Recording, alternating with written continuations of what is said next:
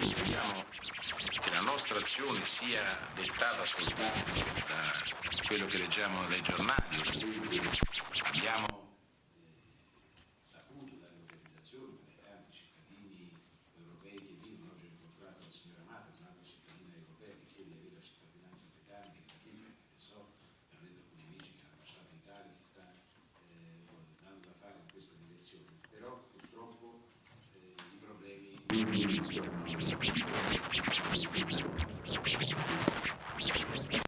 vogliamo ascoltare dalla vostra viva voce quali sono i problemi, quali sono le vostre idee, e lo vogliamo fare in una commissione ufficiale del Parlamento europeo. Come voi sapete, questa è la commissione responsabile per la Brexit, la commissione istituzionale.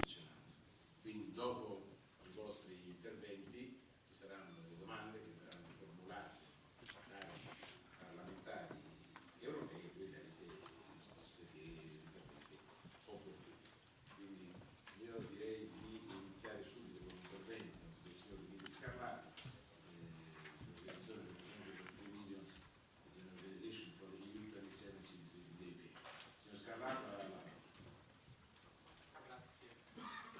Grazie Presidente Tajani, and thank you everyone for this hearing. First of all, I want to thank personally President Tajani that when he was the President of the European Parliament has met us and British Europe several times. It was always very sensitive to the issues of citizens' rights, so I'm glad that this opportunity to be invited materialized so soon at the start of this new year.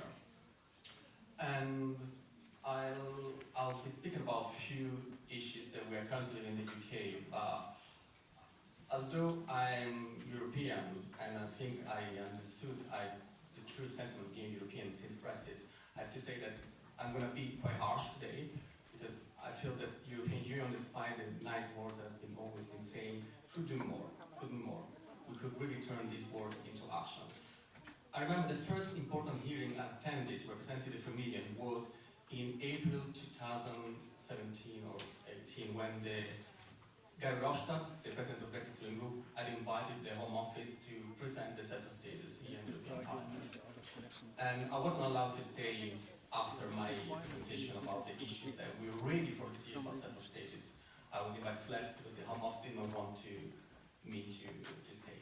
So the issues that I highlighted at the time were the following. First of all, settled status can be only done through an application that works only on Android phones. So 52% of the population living in the UK who has an iPhone is cut off from this.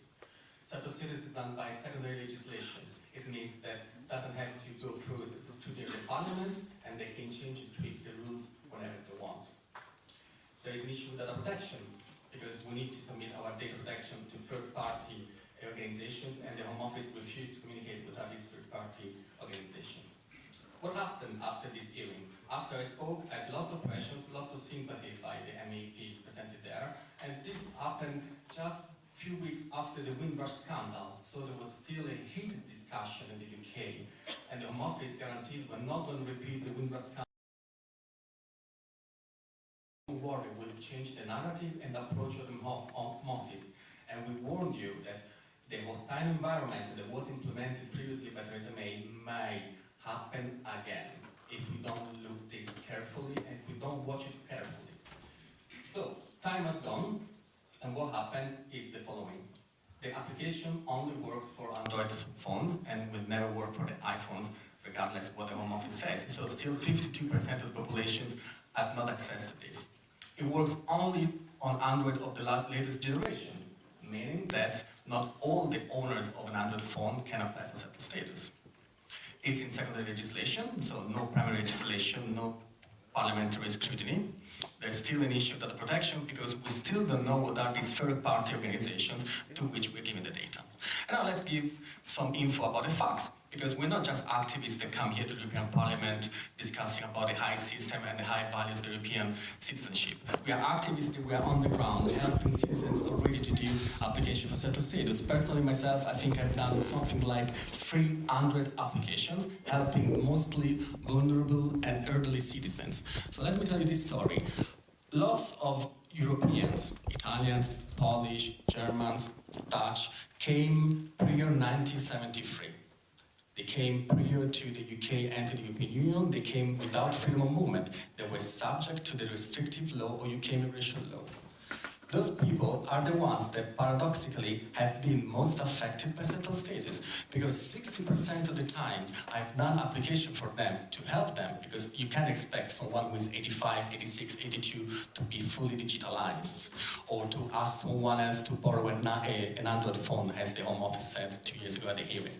So when we do the application for them, and you just insert the national insurance number, you would expect that the automatic checks would work fine for them, because if they have been in the country for 40 years and they have been working and paying taxes for 40 years. And then the result is, we need further proof of your residence. Fair enough. Then the application allows you to check which years, and then you check which years are required, and it shows that this person does not exist in the system.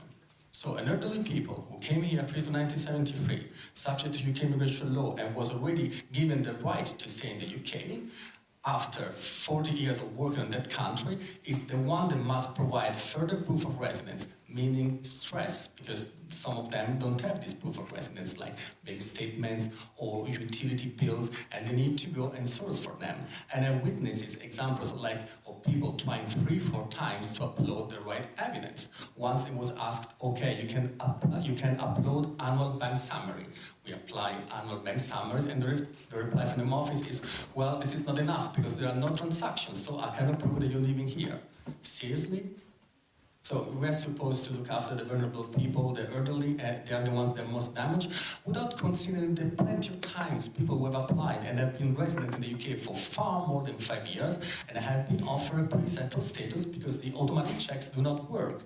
This is an example how the system is not working correctly despite the massive PR propaganda made by the Home Office and by the UK government.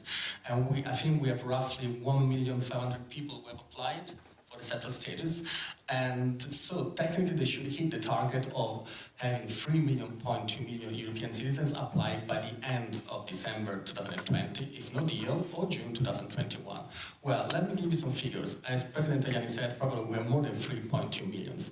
We are probably 3.6, 3.8. If I consider the Italian community, that the official numbers are 300,000 people, whilst the real numbers are like 650,000, 700,000, and the same applies for Bulgarian, for Romanians. And also, because we benefit for being Europeans, we can have our spouses, our partners who are non-Europeans, they can apply to get settled status and benefit from, you know, the relationship with the EU partner.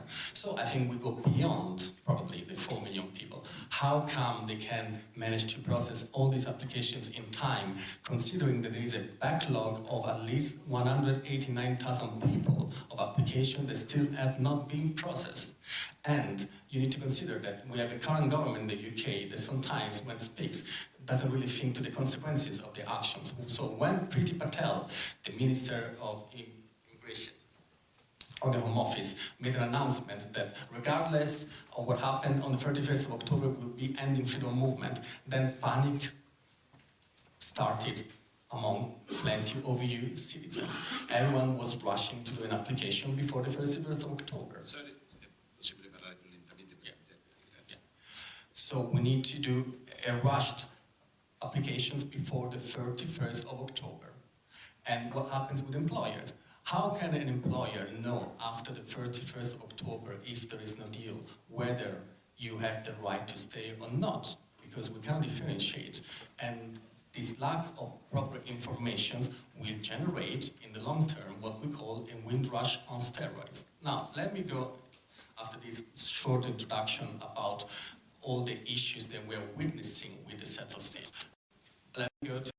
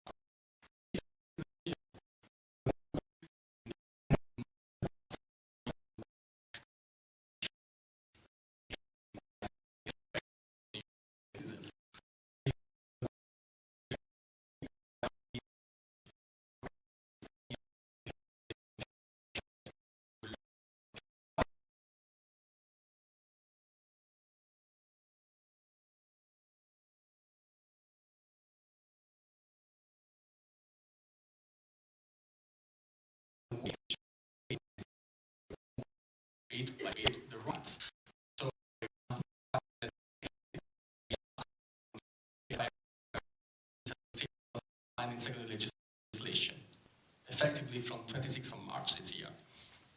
It was granted. No one can foresee whether this can be removed in the future or not.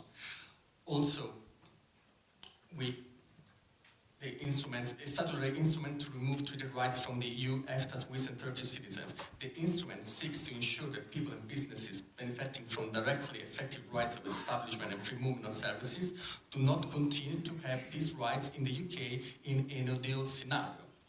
Ring fencing, so it's the only way to protect these rights because they can be covered by an international treaty. We've always been told it's too soon, it's too soon, it's too soon, it's too soon. Well, we are on the second, let's say, cliff edge about no deal.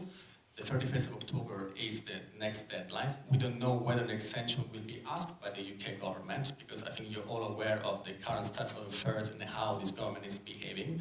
And there is no technical time to have ring fencing, because ring fencing means also that the UK then needs to legislate, needs to implement legislation.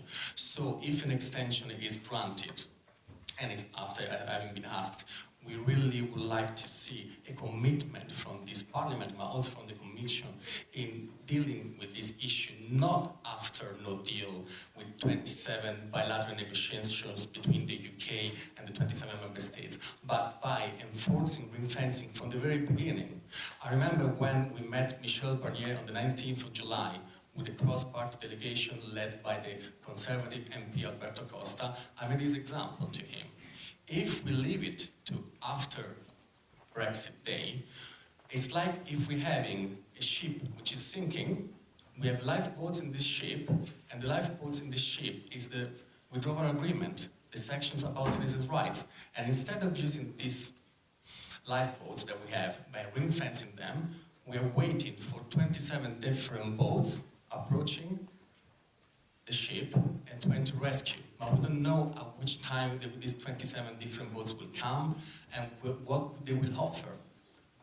And also, if we think about the European Union, I remember here there was a speech by a colleague, a musician, Ezio Bosso, a few months ago, when speaking about, European Union as an idea of unity, of transcending the borders. And everyone was standing up in the plenary and was clapping because it was touched by the speech. He made an example on an orchestra.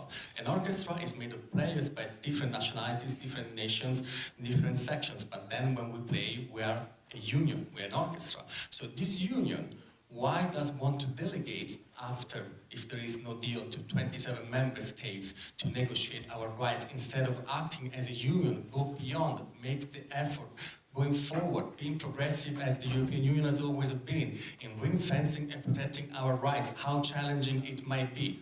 We're not asking to undermine the negotiations.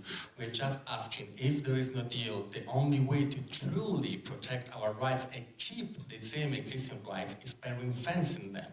Because after that, the UK can change, and any future government can change our rights at any time and without any scrutiny. Thank you. Grazie, signor Scarlato. And now the next speaker is Mrs. Jane Golding, representative of British in Europe, a coalition representing British citizens living and working in Europe. You have the floor. Thank you, Presidente, and thank you for the opportunity to speak today on behalf of British in Europe. And also I'd like to personally thank you for your support on citizens' rights. British in Europe is the largest coalition of UK citizens groups across the EU 27. We're defending the rights of over 1.2 million UK nationals living in the EU 27, 80% of whom are working age or younger. More than 60% of us were unable to vote in the UK referendum because British mobile citizens lose their vote after 15 years outside the UK.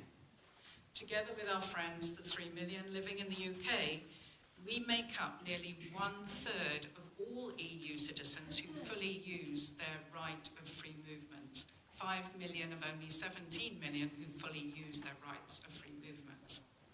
The situation of these EU citizens who have lived in uncertainty for more than 3 years now is even more uncertain than it was back in March.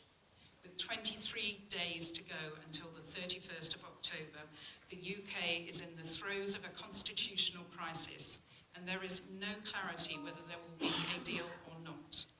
we have all been badly let down by the UK government, which, for all its protestations to the contrary, never made its own citizens living in the EU 27 a priority. I myself has been an EU citizen in some form or another since the age of 7, for 46 years. At the age of 14, I decided I wanted to work in Europe, and I went on to study for a maîtrise in Paris, and then to live and work in Belgium, Italy, and now Germany. These are the opportunities that EU citizenship and free movement have given me. In 1991, 2 years after the fall of the Berlin Wall, I met my husband, a former GDR citizen, while doing the stage at the European Commission. He had only just become an EU citizen at the age of 27. My husband, as a former GDR citizen, knows about hard borders and the value of free movement, and he understands how much this means to me. The irony is that because I married him and moved with him to his hometown of Berlin 10 years ago, I could become a German citizen, and I will keep my EU citizenship while others will not. But that doesn't mean to say that all my rights are secured, and this loss of rights affects not just me, but my whole family, all Europeans, my European family, all EU citizens. And it is the same for my co-chair of British in Europe, who is also married to a German, who arrived in Germany as a Chilean refugee, but who also spent a large part of his life in the UK. This is why the distinctions made in the context of the EU-UK negotiations between EU citizens in the UK and UK citizens in the EU are artificial. Our lives are bound up with each other. You can't just roll back the developments of the last 30-odd years and deny the integration that has come with free movement. My husband's key question in all of this is, why would we go backwards? Why would we go backwards? Well, it appears that the root of the problem is that the UK does want to go backwards, or at least part of the population does, as well as the current government. But the EU does not need to go backwards too, especially on citizens' rights. Let us go back to the beginning and look at what was promised to these EU citizens in May 2017. Michel Barnier said in Florence, and I quote, "The level of protection afforded under EU law must not be watered down. Brexit should not alter the nature of people's daily lives."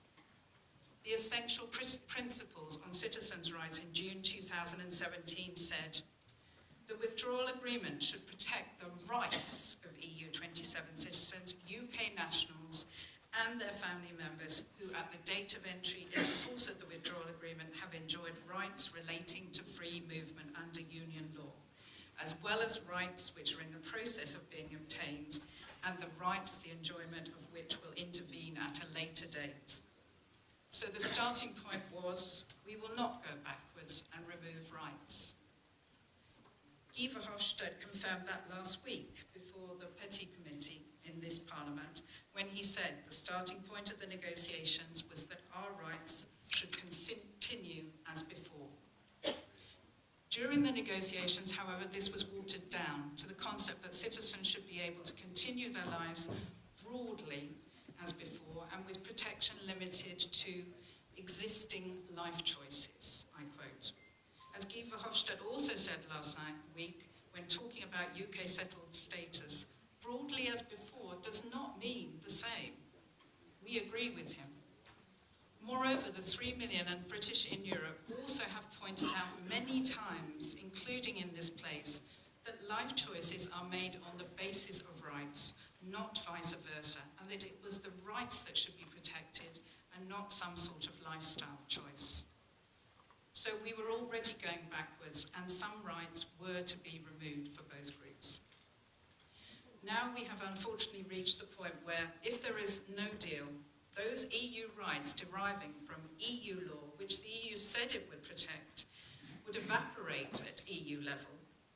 And nearly a third of all EU citizens who fully exercise their free movement rights in the EU would would simply default to third country nationals overnight, without any protection of their former status at EU level.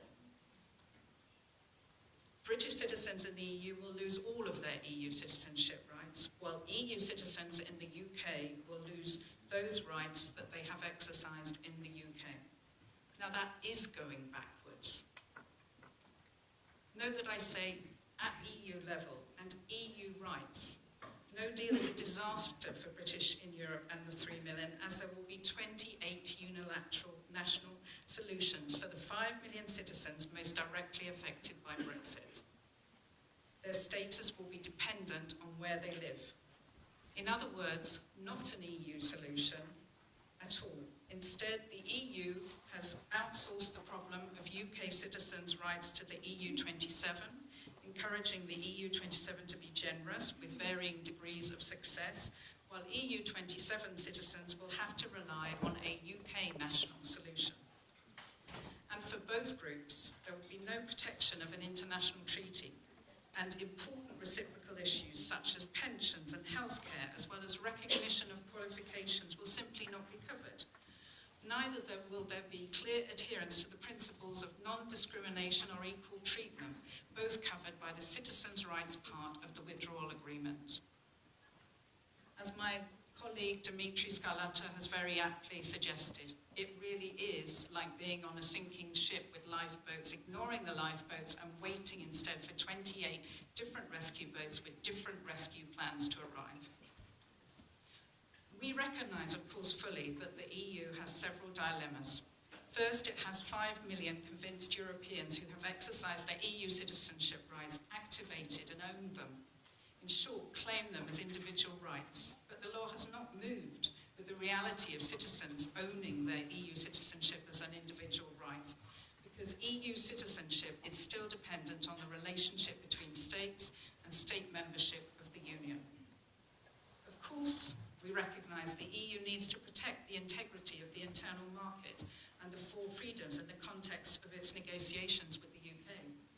But what is the point of the European Union protecting that in the abstract if it does not protect the concrete exercise of those fundamental rights of freedom of movement by the citizens who are at the heart of the Union? Then the EU owes a duty of care to all of its citizens, including British citizens in the EU 27. This is particularly pressing for the 3.6 million EU 27 citizens who may soon be living in a third country.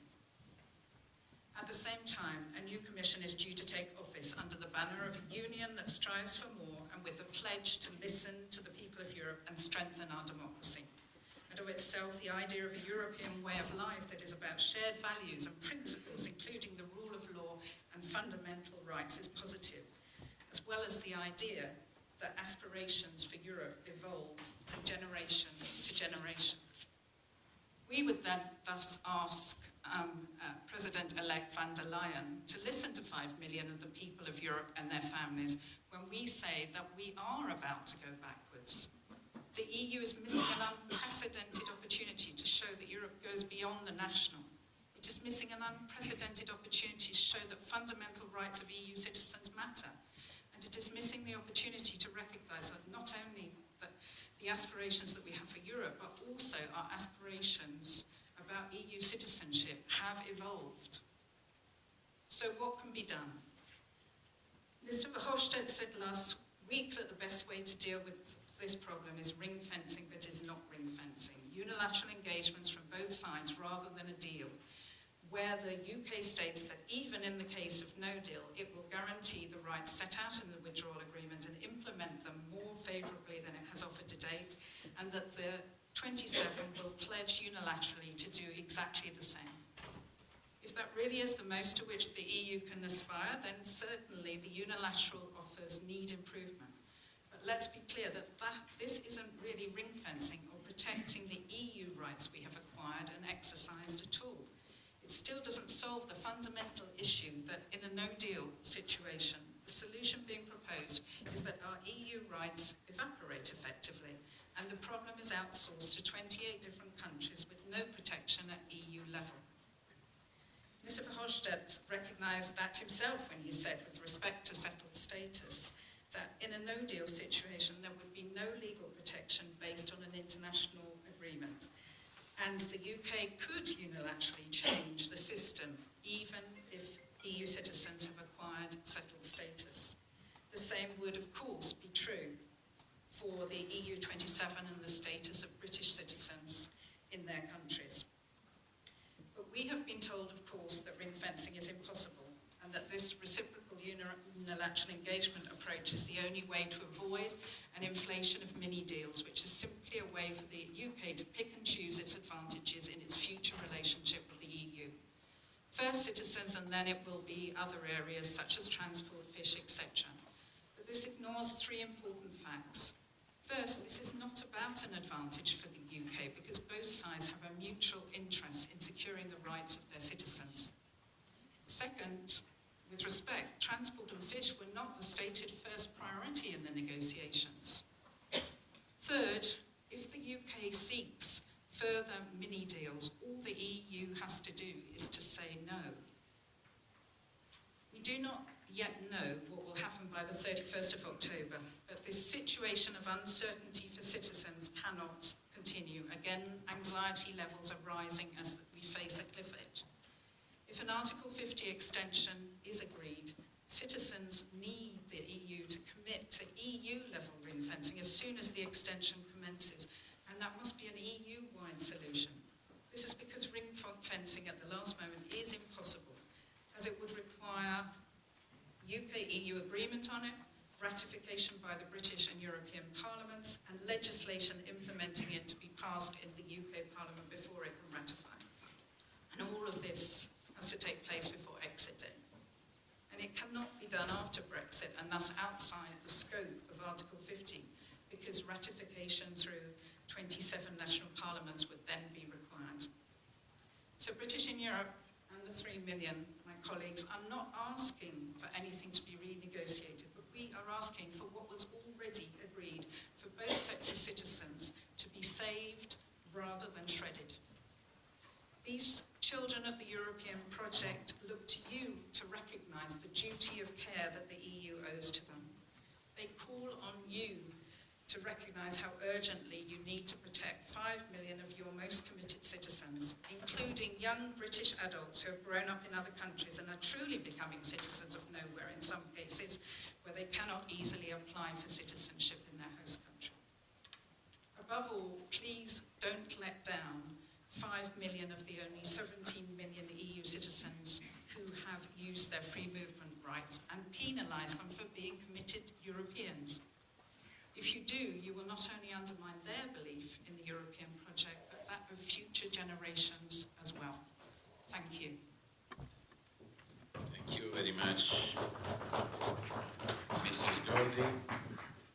The next speaker is Emma De Souza, Human Rights Campaigner on Citizenship. You have the floor. Good afternoon.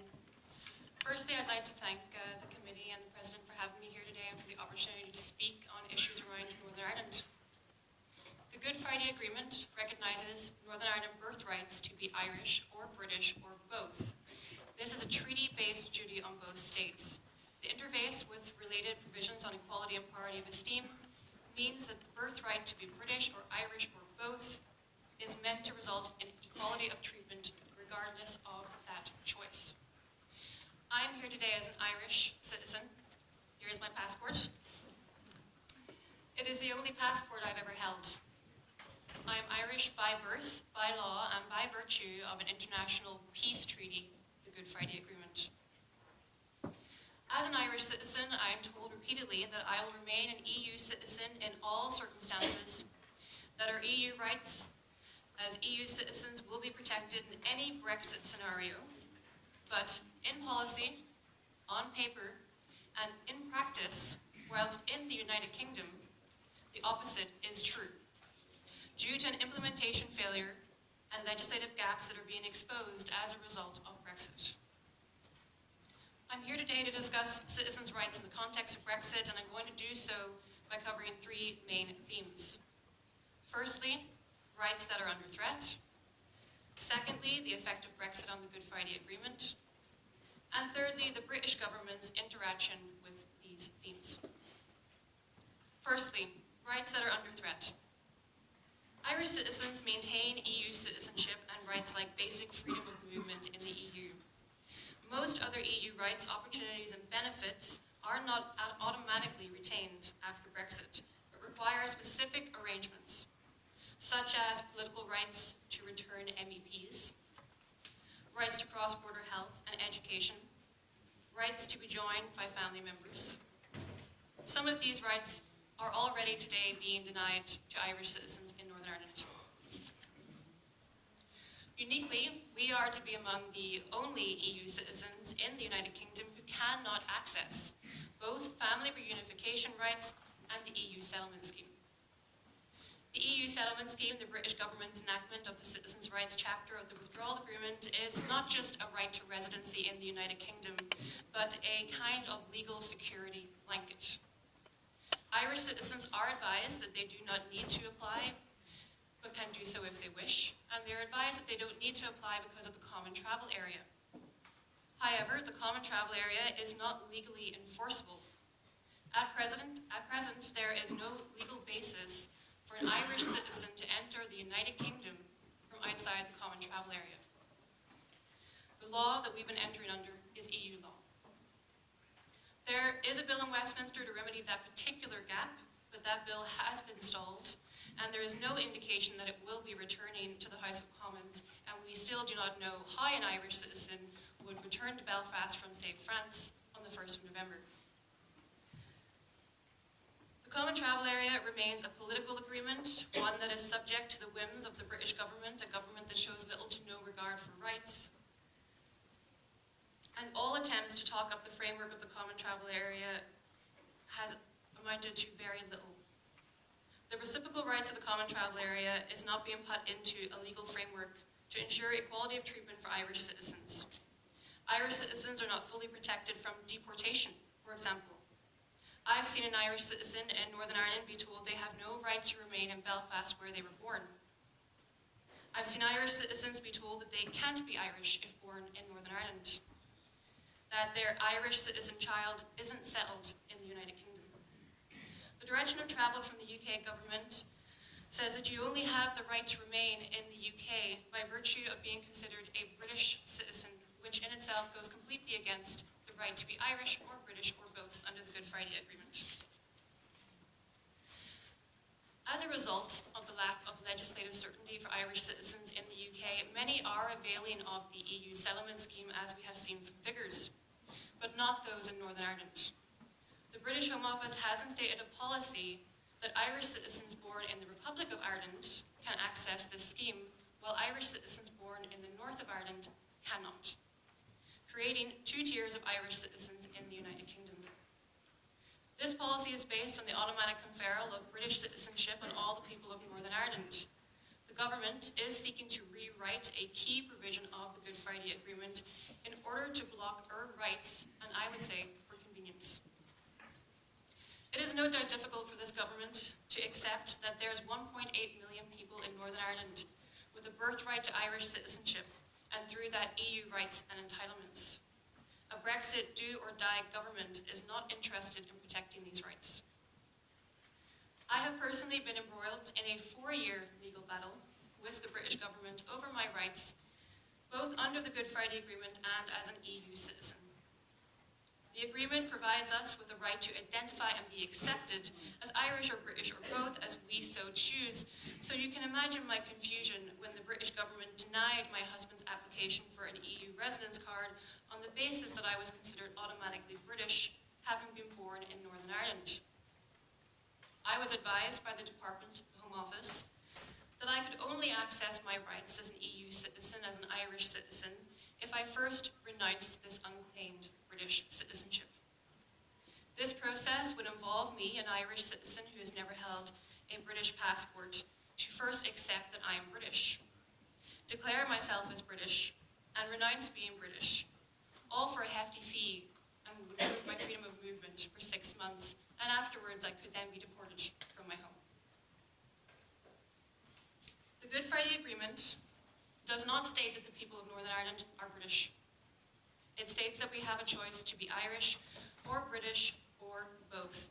And I'd like to add that our case is not just one single case, but one of many, and that this is not a one-off, but a UK-wide policy. We appealed the Home Office decision and we won in the courts, but the British government has tirelessly appealed this ruling, and through the process has forced me to relive the trauma of my youth, growing up in the conflict of the Troubles. It has forced me to stand in court to detail every moment of my life that my Irish identity was evident. The Home Office, who is now proceeding in our case, which was back in the courts just last month, is doing so with direct orders from Johnson's cabinet, and has stated that it will appeal any further decision that declares that I have a right to be accepted as Irish under the Good Friday Agreement. Those in Northern Ireland who choose their Good Friday Agreement birthright to be British also face rights issues. Irish citizens in Northern Ireland, of course, retain EU citizenship in terms of basic freedom of movement, but British citizens will not. Brexit has managed to turn everyone in Northern Ireland into a second-class citizen in different ways. Brexit is creating real difficulties in adhering to the equality and treatment principles of the Good Friday Agreement, and it is difficult to see how any form of Brexit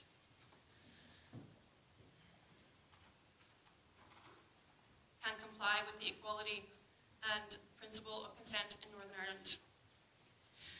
Had Westminster discharged its duties under the Good Friday Agreement to legislate for a Bill of Rights, the NIHRC, the Human Rights Commission for Northern Ireland, put forward recommendations in 2008. If this had proceeded with the birthright to be accepted as Irish or British or both without differential or detrimental treatment, it is difficult to see how Brexit could lawfully be applied in Northern Ireland at all. The 4-year legal challenge that my family has endured has come at great personal cost to us, including 2 years of no freedom of movement, including the difficult statements made in court, including not being able to see loved ones before they passed away because we could not leave the country. And this leads me into my second point, the effect of Brexit on the Good Friday Agreement. Thankfully, many in the EU, and indeed in this committee, understand the importance of the Good Friday Agreement and why there can be no checks along the border. And I am thankful for the steadfast commitment to both the backstop and the Good Friday Agreement, but at the heart of the agreement is not trade or economics or customs, but identity and mutual respect. Identity was at the center of decades of violence in Northern Ireland. It cuts across religion, political expression, and national identity. The principles of mutual respect and parity of esteem are paramount to the agreement itself. And we are already seeing the effect of Brexit on identity in Northern Ireland, a hardening of identity in Northern Ireland. We're seeing Irish citizens having to renounce British citizenship in order to access EU rights and entitlements. We're seeing British citizens having to go out to get an Irish passport in order to access even the basics of freedom of movement. And we're seeing dual nationals lose their right to equal citizenship. The Good Friday Agreement provides that right to express our identity choice through citizenship. Identity and citizenship are not separate concepts under the Good Friday Agreement. The UK government is attempting to separate this provision into a right to identify as you please, but you are in fact British. Undoubtedly, this assertion interferes with Article 8 of the European Convention of Human Rights, the right to self-determination. And this is not purely a domestic UK issue, one that is to be resolved internally within the UK and left to the UK to deal with. Because if the EU is to take a stand for the Good Friday Agreement, it must also take a stand for this right, this key provision, this right to be accepted as Irish or British or both. Nobody should have to renounce or accept a citizenship in order to access rights. To do so goes completely against the spirit and the letter of the Good Friday Agreement. And in a region that had decades of violence and conflict, to then force people to accept an identity or renounce an identity to access rights is unconscionable. The UK has resisted implementation of a number of Good Friday Agreement rights. And this is into my third theme, which is the British government's interaction with the first 2 points. It continues to automatically confer British citizenship on all the people of Northern Ireland. However, Ireland amended its nationality laws in good faith in 1998 in order to account for the birthright provisions of the Good Friday Agreement. The UK did not. This in itself breaches the equality provisions of the Good Friday Agreement and creates differentials between the two main communities in Northern Ireland. As it stands, an NI-born British citizen can identify and be accepted as exclusively British without any obstacles or impediment to the right, whereas an NI-born Irish citizen must first declare themselves as British and go through a rather lengthy, costly, and oftentimes traumatic process in order to access their right. The British government is taking this policy one step further and actively undermining the agreement in the courts. They might say publicly that they are committed to the spirit of the Good Friday Agreement, but in official court documents and in a court in Belfast just last month, this government stated that the government cannot be held to the spirit of a treaty. Further, stating that a treaty Her Majesty's government is a party of does not alter the laws of the United Kingdom. And it is the British government's view that an international agreement, such as the Belfast Good Friday Agreement, cannot supersede domestic legislation. They continue to drag this provision, the right to be Irish or British or both, through the courts, and they continue to deny the EU rights and entitlements of Irish citizens in Northern Ireland, and they failed to implement key provisions of the Good Friday Agreement into domestic UK law. What we have is a government that is willfully ignoring the delicate identity balance that exists in Northern Ireland, a government that believes it is above the law, and a government that is on path to wreck the work of the Good Friday Agreement. In conclusion, I'd like to go into what can be done, or what needs to be done. At present, there are several things that could address some of the rights and equality issues across Northern Ireland. First would be to revisit the work of a Bill of Rights, which was tabled by the Northern Ireland Commission in 2008. Second is legislation, both in regards to the birthright provisions of 1998 and the Common Travel Area. It is noted that EU citizenship is in addition to the citizenship of a member state. But that is only the case if rights are not being diminished. Once rights are being removed or restricted or diminished, EU citizenship takes precedent over the national citizenship or citizenship of a member state. The removal of citizenship rights under the Good Friday Agreement cannot be seen as an internal UK matter, because it is both removing EU rights and undermines an international peace treaty which the EU is promising to protect. And I say to my friends who have given statements today in regards to the 3 million and the British in Europe, that we are also European in Northern Ireland, and we are the 1.8 million. And we are oftentimes seen to have been forgotten about.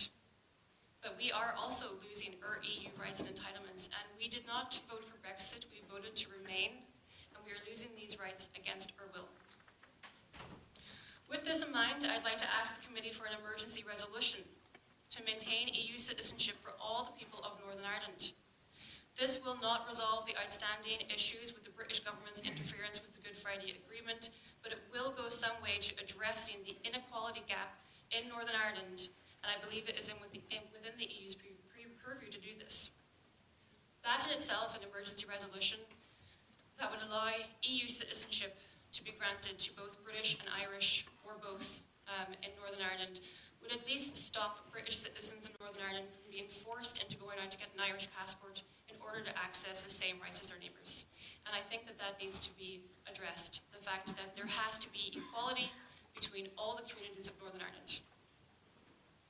I'd also like to point to paragraph 52 of the joint report, which we've seen a watering down of. Although it is likely that we're looking at a no-deal Brexit, I'd still like to add that consideration should be given to reinstating paragraph 52 in its entirety should a deal be brought forward. Access to the EU settlement scheme should be open to all EU citizens.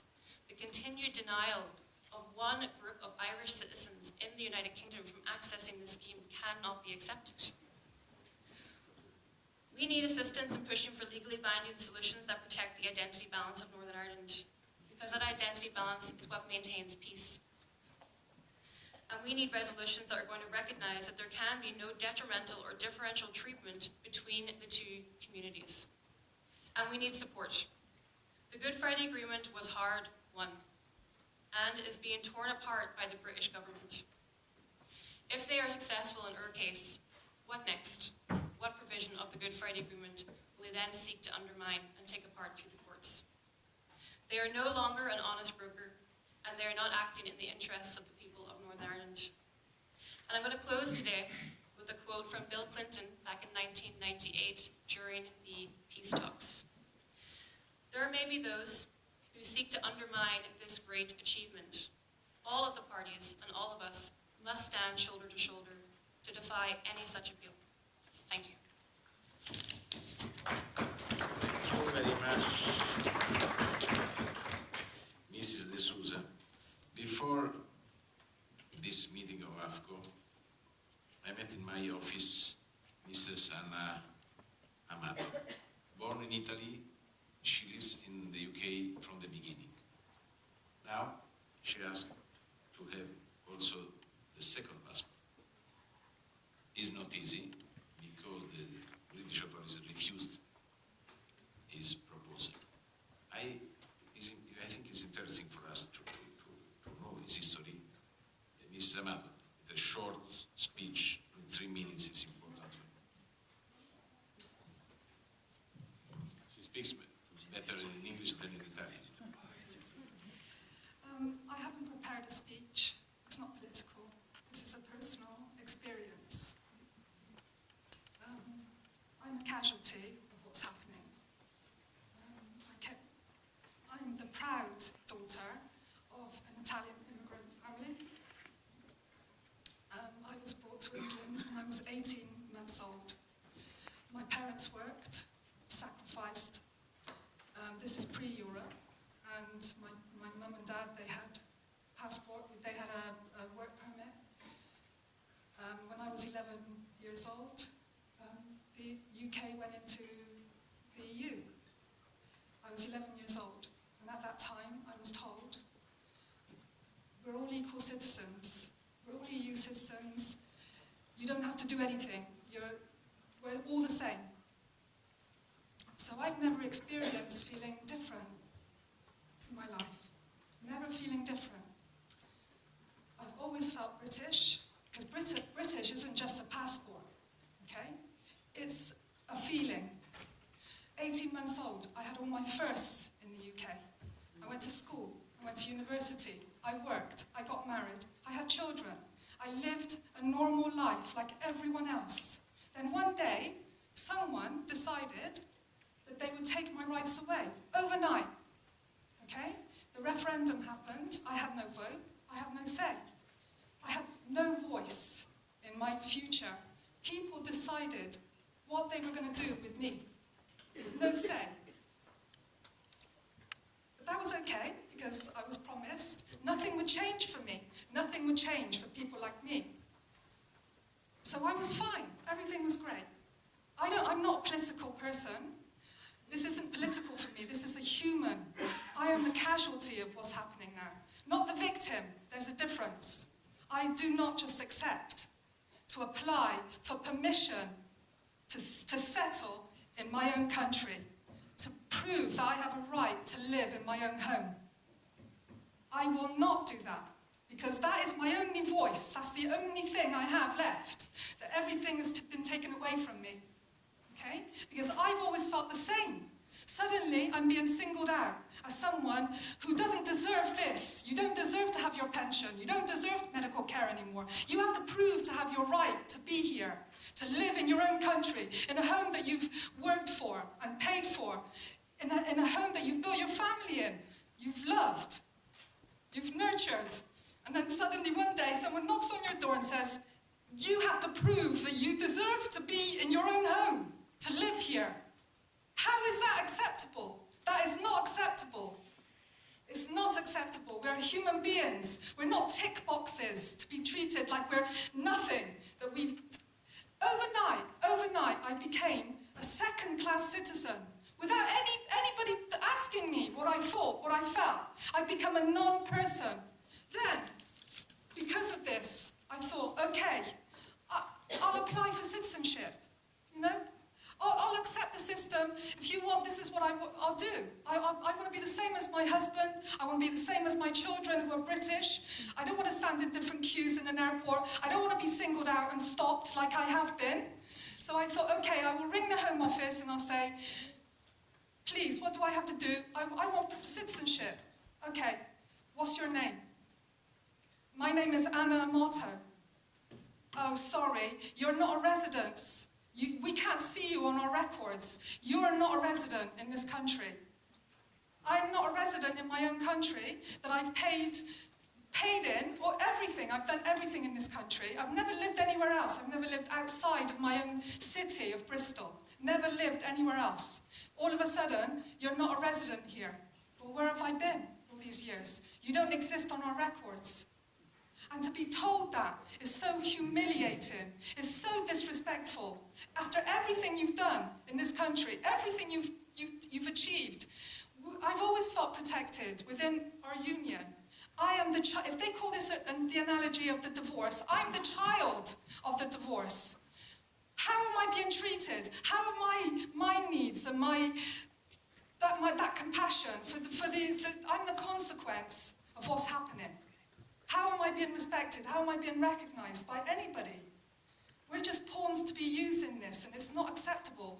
So that's what I did. I provided them. I did everything they wanted. You need to prove 5 years residency in your own country. Okay, I can prove it. I've been here 55 years. I'm 57 now. I can prove this. I've been to school, everything. I've got everything here. Piles of papers, all my taxes I've paid every year, all my life. Insufficient evidence. That's the letter. Refused residency. Insufficient evidence. Shame. Insufficient evidence. What do I have to do? What do I have to do? So, insufficient evidence. Then they tell me, in this letter, we have determined that you have not provided adequate evidence to show that you have been a qualified person. I've got a degree, been to school. Either as a worker, I've worked all my life, self-employed. I've worked for the hospital for 5 years. I've worked for different companies. A self-employed person, I've got businesses. I'm a property developer. A student. I've been to school since the age of 5 in the UK. A job seeker. Ironically, if I'd claimed unemployment benefit, I would have got it. Self-sufficient person. How self-sufficient do you have to be if you don't claim? You haven't claimed any benefits. So you have therefore failed to show that you have a permanent right of residence in the UK. Where have I got a right to live then? Well, I've only ever lived in this country. Why haven't I got a right to live in this country? And then they list all the things I haven't proved. I've proved everything. £35 worth in postage sent to them, which they returned in a torn envelope to a neighbour's house because I wasn't in. All my personal documents. This is how disrespectful we are being treated now. So, then, on top of everything else, if I want to appeal, I have to be interviewed in an immigration chamber. How is that respectful of all my contribution to that country? I am an equal citizen. Why am I being treated like I don't deserve anything in my life when I should deserve everything? I should be grateful. I am the successful product of a bicultural person living in this is the union. I represent this. I'm bicultural. Why am I being punished for this? We were promised in June 2016 there will be no change for EU citizens already lawfully resident in the UK. EU citizens will automatically be granted indefinite leave to remain in the UK and will be treated no less favourably than they are at present. Is that... My experience suggests otherwise. I've been treated less favourably, and I have to prove it's not automatic. It's not automatic. How can we trust this settled status? What guarantees are there with this settled status? Anybody can change the system at any time, depending on how they feel. Our lives can be wiped out just like that. So please, this has to be a priority. This is a human necessity. We have to be treated like human beings with respect. You know, my family, we all know, they sacrificed, they worked all their lives to deserve respect, okay? They're decent human beings. We haven't taken anything, we've given. So why are they taking away our rights now? Thank you.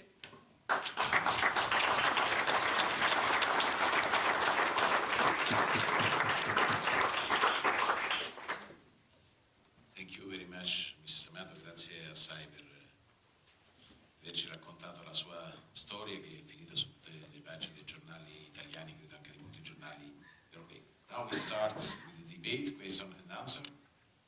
Who is the first?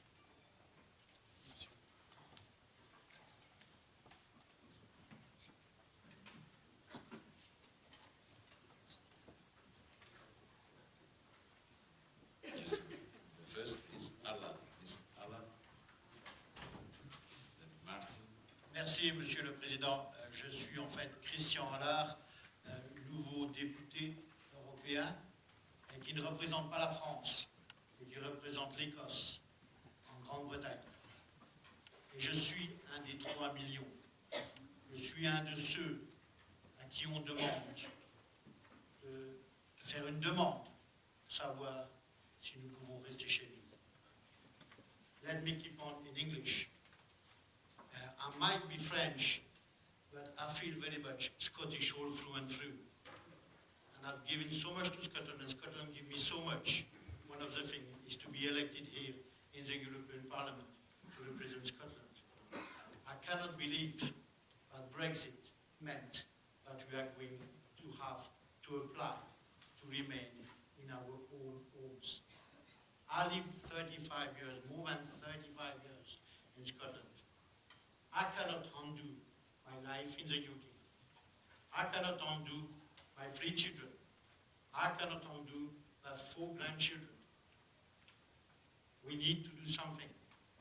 As you've just heard, a fantastic testimony of what shouldn't happen in the EU today.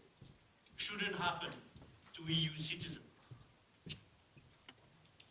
It's so important that everybody in this room really realize what's happening to us, what's happening to British citizens across the EU is something that has to be stopped, and that to be stopped now. I know I get a lot of support from the Scottish Government. The Scottish Government has been fantastic, but they haven't got immigration powers. The only one who's got powers of immigration in the UK are the United Kingdom. And you've just heard what the United Kingdom is up to. It didn't start with Brexit. You know, we have this hostile environment towards migrants since at least 2010. They are not going to stop. I plead to you, and I plead to the President-elect von der Leyen and to Mr. Verhofstadt today, like I plead to him a few days ago, that we really need to do that at the EU level. We can't wait for the Prime Minister of the United Kingdom, whoever he or she is. We can't wait for the United Kingdom to decide what's going to happen to the 3 million. We need to enshrine our rights in EU laws, in every government, in every nation, every member state. We need to do it now. We cannot wait. You've heard today, our children, our grandchildren cannot wait. I'll tell you something, the most problem, and I won't apply to British citizenship. That's not going to happen, and you will understand why, being a member of the Scottish National Party. But I wouldn't apply to status status as well, because status status is not fit for purpose. We've seen it already, with a high percentage of people who are only getting pre-settled status. What is pre-settled status if it's not refusal on another name? That's adding uncertainty. And we know what they're doing. This absolute hostile environment towards migrants is to try to tell us, you're not welcome here. You're not welcome. Pack your bags and go. And trust me, it's what some people are doing. And we need to stop that now. We need to have friends, and I appeal to you that this friendship should really mean something. And remember, the reason I don't apply to status status, and we can apply right up to the end of 2020, is if, think about it, and I can't tell people not to apply, because that would be against the law, and I don't want to end up in British jail. But I can tell you something, I do give the advice to advisors. We have got a lot of advisors, good people who are trying to help EU citizens across the UK. And I tell the advisors, please, if you've got somebody in front of you who you think has got a good chance not to get settled status, please be careful. Do not tell them to enter the system now. Because you know, if somebody thinks they're going to be refused, or if they're going to put through that pre-settled status, which doesn't mean a lot, what are they going to do? What would you do? You would just make your life somewhere else, if you can. But it's trying to tell us we're not welcome here. It's to try to tell us, EU citizens, we don't want you here. We have to do something. If our EU citizenships means something, we have today to do something. And I appeal again to all the European institutions to do something about it and give it as much as possible. Broadly as before, it's not good enough. We need to enshrine our rights in primary legislation. Thank you very much.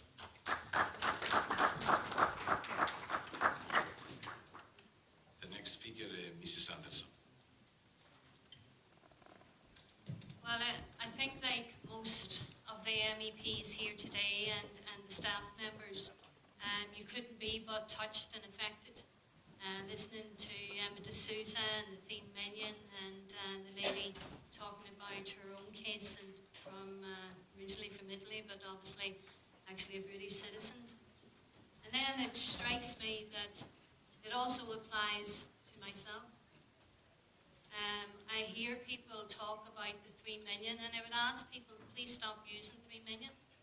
There are 4.8 million, including the 1.8 million of those of us who live in the north of Ireland under the Good Friday Agreement have been afforded the right to be Irish citizens and EU citizens. So I would ask people just to change that conversation around. There was hope given to Emma de Souza and to others in the north of Ireland when the joint report was published, signed off by the EU and the British government, when they said there would be no diminution of our rights, and that those of us who were Irish citizens and EU citizens would be able to enjoy and access and exercise our rights where we resided in the north of Ireland. Now, unfortunately, that wasn't translated into the protocol, because some members may recall at that time that I stood up in the European Parliament and I said to people, to members and others, that nobody knows the British better than us. And it was grateful that within the resolution at that time, Guy Verhofstadt and others and I worked with making sure there was a clause put into the resolution to say that they had to fully and faithfully implement what they agreed in the joint report. And of course they didn't, because they reneged on it. Now, like Emma, I have an Irish passport. I come here under the allocation given to the British system because of the north of Ireland being a contested place and the Good Friday Agreement, but I have an Irish passport. I also recently got my Irish diplomatic passport. And as people may know, the Constitution of Ireland is quoted in this passport, and it says it is the entitlement and birthright of every person born in the island of Ireland, which includes its islands and its seas, to be part of the Irish nation. I'm an Irish citizen. I am an Irish citizen, and therefore I am an EU citizen with EU rights. And the British government at the time of the Good Friday Agreement, who transposed the Good Friday Agreement into statute, had said, and this is where Emma and others have been rightly arguing the case, the legislation, British legislation, states that it recognises the birthright of all of the people in Northern Ireland to identify themselves and be accepted as Irish or British or both, as they may choose, and accordingly confirms their right to hold both British or Irish passports or citizenship, and is accepted by both governments and would not be affected by any change to the constitutional status. Now, some of you, and that consent has been tested, and that consent, you can see opinion poll after opinion poll, that the momentum towards a conversation about the constitutional change in Ireland is already taking place. If Emma de Souza's case is lost, we all lose in Ireland. Those of us in the north of Ireland who are Irish, who are being told by the British, despite our Irish citizenship and our EU citizenship, that we are British, we all lose. And in the event of the momentum which has taken place towards a constitutional change in Ireland, and Irish unity is the consent of what the people give, Ireland North and South, to change the constitutional setup, then those who are currently British, they will lose in an all-Ireland context, because they will not be able to have British citizenship. And that is why the British government, acting as they are, not as a co-guarantor of the Good Friday Agreement, should be worrying to this committee because of the issue of not just citizenship, but I think there's also a role for this committee with regards to engaging with understanding the kind of constitutional conversations that are taking place respectfully, democratically, endorsed democratically and peacefully within the Good Friday Agreement. And no one should insult the people who are having those respectful conversations and telling us we're being divisive because we're asking for a provision of a peace agreement to be taken forward. We are the reasonable people in the room. We are the people in the room that some, I think, are, wrongly accusing us of being divisive and being that the conversation is toxic. That needs to stop. And people need to engage with the Good Friday Agreement in all of its parts, as this Parliament says it would do. We cannot have a situation that the withdrawal agreement with the backstop, which is crucially important to avoid physical infrastructure on the island of Ireland. But let's not have a situation where a wash machine or a tumble dryer and cows and sheep have more EU standing than people. Because that's what the peace process was about. It was about the people of Ireland, North and South. Thank you, Chair, for indulging me and allowing me that time.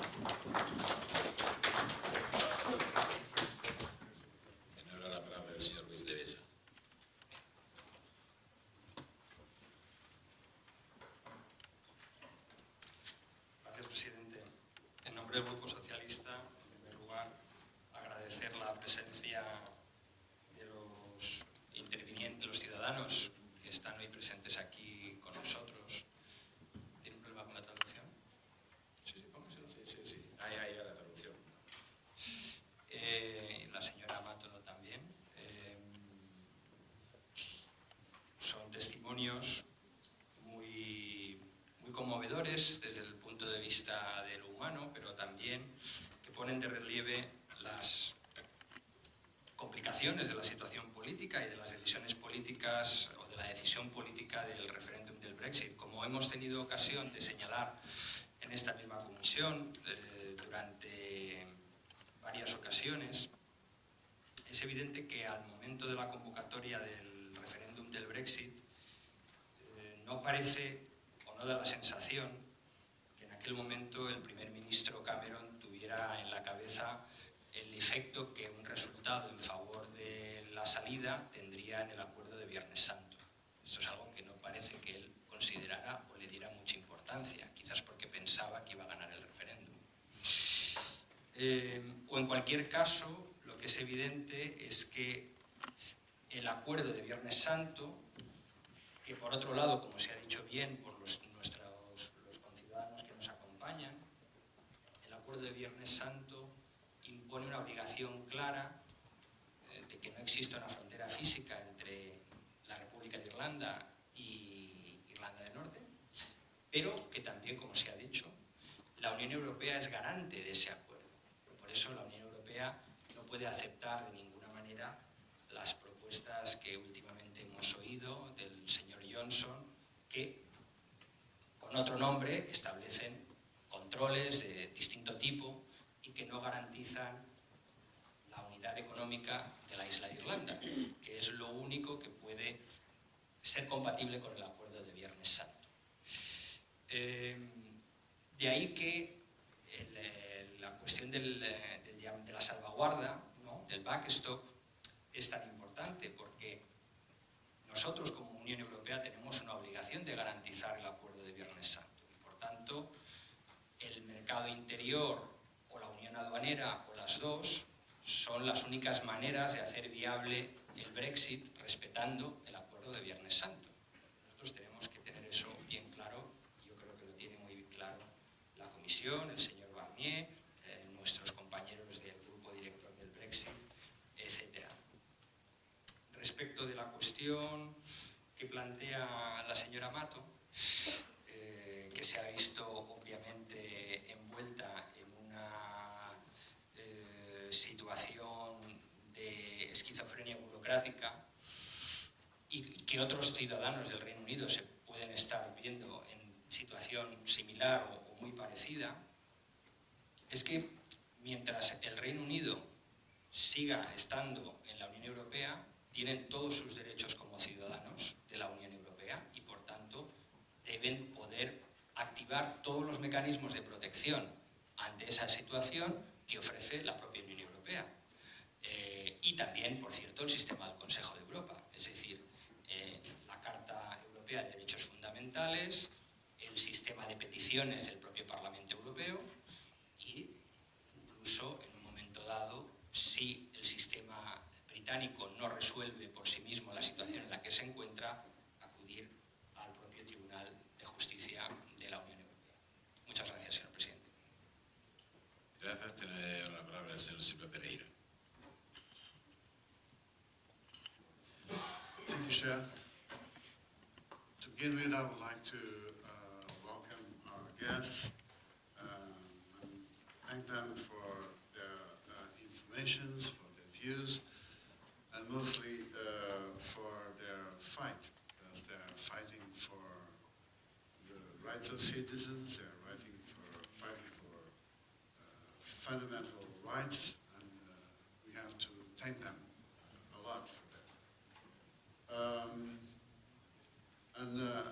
After listening what we've heard, we cannot avoid adding that it is regrettable the behavior of the UK government regarding these citizens' rights. It is a shame, as someone said here before.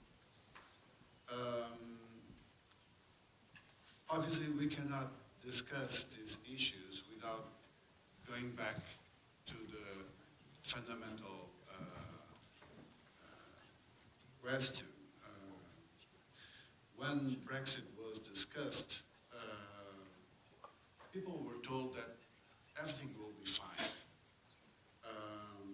Nothing will change, only for the better. And when we see these problems regarding citizens' rights, we are in fact confronted with that fundamental illusion. The truth is that those promises are contradictory in itself, and they simply cannot be delivered, at least fully. Now, you know that this Parliament has been on your side fighting for citizens' rights since the very beginning. We've made clear that this should be a top priority, and we adopted resolutions where this priority was clearly stated. And in fact, when we discussed the withdrawal agreement with the previous UK government, the withdrawal agreement ensured a chapter where those citizens' rights were protected. But not only that, this Parliament has made continuous political pressure in order to ensure that the UK government responds to the demands of citizens.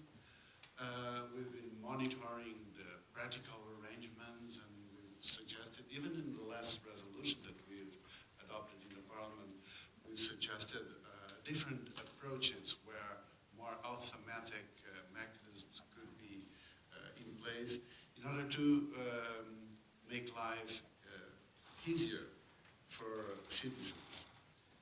And on top of that, we've also welcomed unilateral declarations that a number of EU countries have made in order to invite the UK government for a reciprocity that works for citizens. Now, having reached this state of affairs, we are only 3 weeks now from the night of Halloween, Brexit date, and all this picture that we have here about citizens' rights show to us that we do need this extension. This extension is absolutely needed, because if things are as they are, if no alternative solution, as the one that was mentioned, an alternative international agreement to protect citizens' rights, if it is not available, one thing we know is that we have to avoid the catastrophic scenario of no deal, also in the interest of citizens. Therefore, an extension is absolutely necessary. And this Parliament has said that in the previous resolution. In case no deal is reached, in case no agreement is reached in the next summit, then the European Parliament will be ready to support a new extension of the Article 50 period. Of course, we all understand that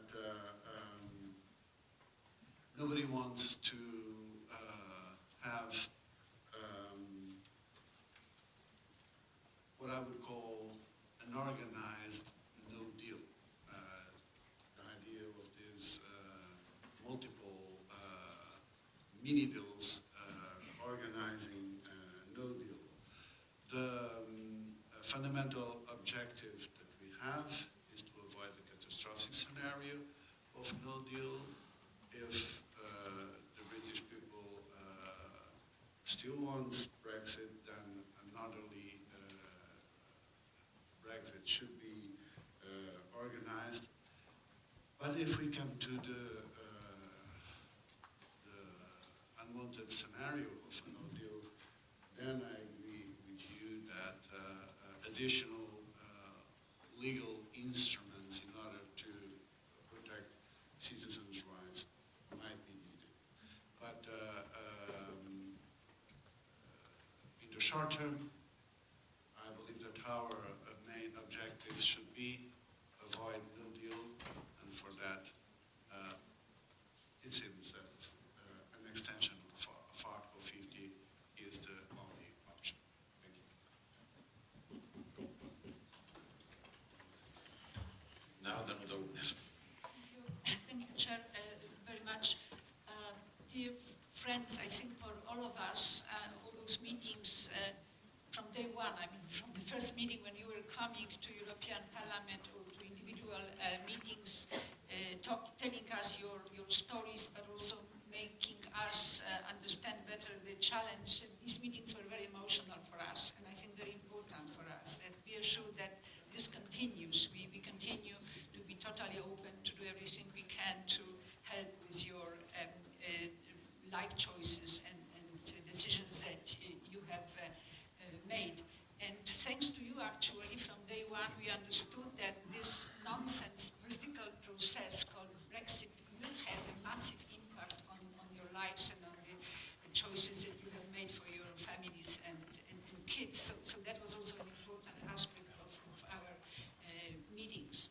And also, I just would like to remind you that we have been meeting practically since the end of 2016. We had many hearings and different committees, and jointly and non-jointly, and GIS here, and as Brexit Steering Group, we have been very actively pushing also towards having this open platform in the Parliament to understand better your challenges, but also with all our resolutions, with the citizens' rights, where I think issue number one, and we've been pushing in this direction. And then we understood also that the best way to have all the guarantees you might need is through withdrawal agreement, because withdrawal agreement is a legal document that is providing this certainty, maybe not perfectly solving all the problems that individuals might have, but this has also been for us extremely important to have this legal certainty. And also, just we forgot it, but at the very beginning, I remember the meeting with Michel Barnier of the Brexit Steering Group when he came to talk about citizens with us, and at that time, we were the EU and UK, we were completely in opposite position. UK wanted to have this issue of European citizens be part of the normal, ordinary immigration bill, and we wanted to stick to the current situation. So we started with absolutely, I remember there was just no way to talk even. It looked like we will never find an agreement. So there was also a process where we've been through this. So as I see today, the risks, when listening to what you were saying, is that this lack of certainty, because it is a secondary law, is very, very important. But of course, the secondary law can allow for this gradual sort of disappearing of the system, but also if it's incorporated into primary law, if it's just an ordinary immigration bill, you can also gradually disappear as a sort of with your specificity as your citizens. So that's also, we have to bear in mind this risk. But there is also a second risk, which I see, because what we hear from our British friends over the last weeks is this sort of buzzword of regulatory divergence after the Brexit. And whatever, I hope you will have still a decent free trade agreement with at least important part of level playing field measures ensured or guaranteed there. But the regulatory divergence might also mean that on the labor standards, which is also labor markets for you, there might be a different situation gradually growing. There is also the consumer protections, where you will be also part of the consumer society, community. So I think there is this risk that this sort of mood of legal divergence or regulatory divergence can also directly or indirectly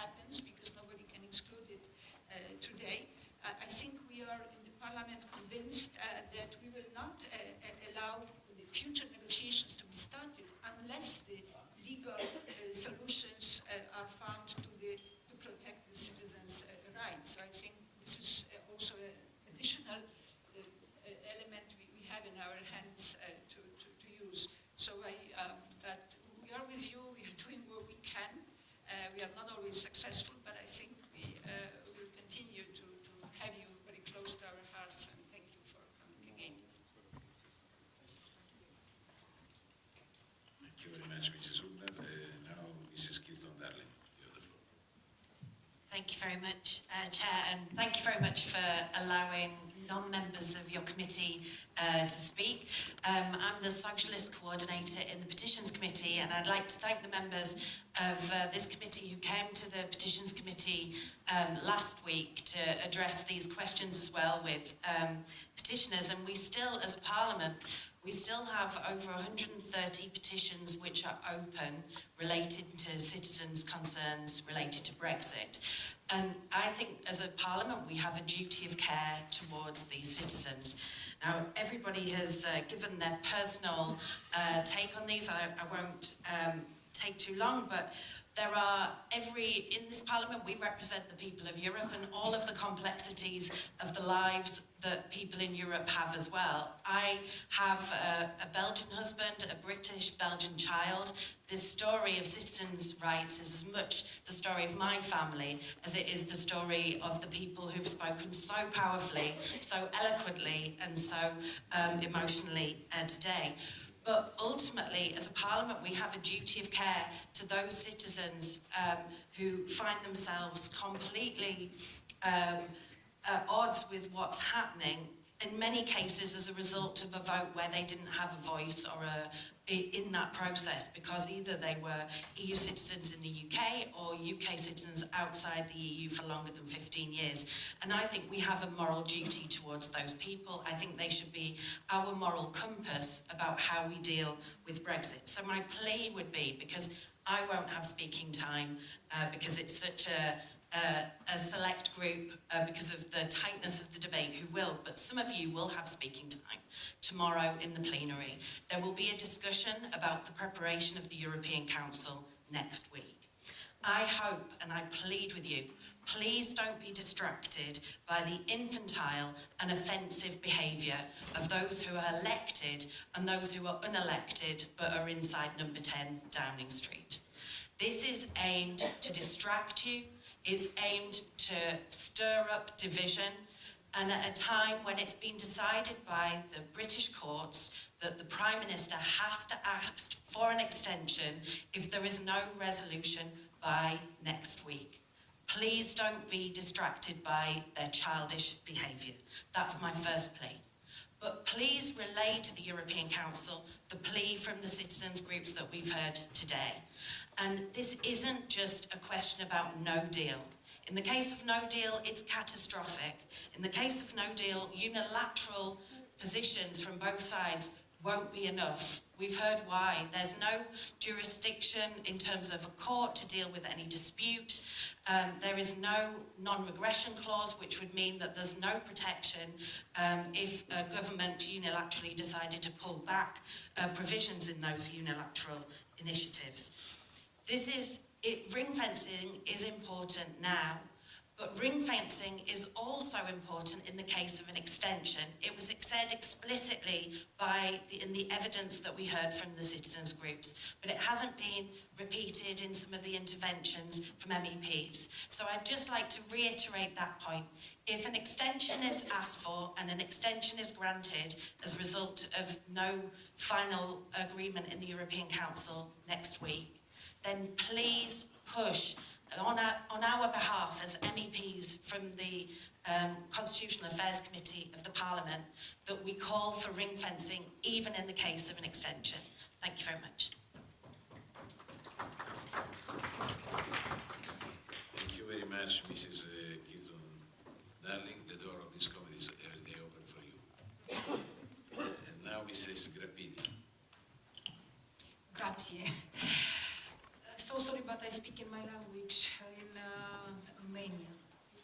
Domnul președinte, în primul rând mă bucur că ne-ați dat ocazia să putem să ne întâlnim direct cu persoane care au venit și, sincer, pentru mine, povestea doamnei Amato m-a cutremurat despre ce stat de drept vorbim, despre ce drept al cetățenilor dacă doamna trăim mai acolo și se întâmplă ce se întâmplă. Dar ce fac alți cetățeni, poate mai în vârstă sau poate mai puțin instruiți, care nu se pot apăra? În mandatul trecut, când s-a vorbit despre un posibil Brexit, foarte mulți dintre noi, dintre eurodeputați, nu am crezut că va fi Brexit. Și da, a fost un scenariu, eu îmi asum ce spun, bazat pe știri false și manipulare, pentru că cetățenilor, da, li s-a spus că nu li se schimbă nimic. Și iată că li s-au schimbat și li se schimbă foarte mult. Sigur că trebuie să ne gândim ce putem face de aici înainte și, cum au spus și colegii, nu cred că în Parlamentul European nu va exista o majoritate largă în care, pe de-o parte, să susținem, dacă trebuie, prelungirea termenului pentru a putea să ne asigurăm, să ne luăm garanții că cetățenii, indiferent din ce țară sunt și trăiesc în Marea Britanie sau în Irlanda sau din Marea Britanie în Europa, își păstrează acel statut de cetățean european cu drepturi egale cu toți cetățenii. Nu știu, propunea, cred că doamna Danuța, o platformă. Poate că noi am putea să-i ajutăm acum pe cetățenii britanici, irlandezi, să le dăm, pentru că noi ne lovim aici și vorbesc acum pentru invitați și de niște lucruri care sunt subsidiarități și nu în toate poate să intervină Uniunea Europeană. Poate reușim să pregătim pentru cetățeni un ghid în care să știe ce să facă, care sunt pașii care trebuie să-i facă pentru a-și cere respectarea drepturilor ca cetățean european în situația în care sunt puși în fața unei aberații în statul în care trăiesc în Marea Britanie.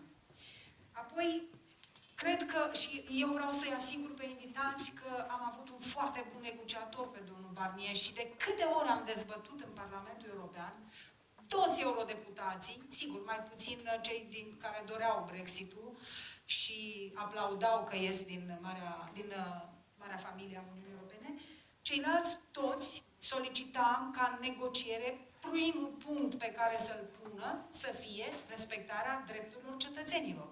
Celelalte schimburi comerciale, economie, evident, dar toți am cerut respectare. Și sigur, domnul Barnier ne-a asigurat că susține acest lucru.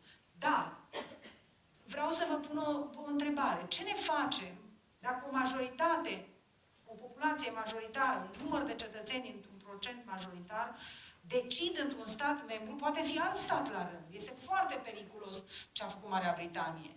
Proiectul european trebuie să reziste, avem nevoie în lumea globală de Uniunea Europeană.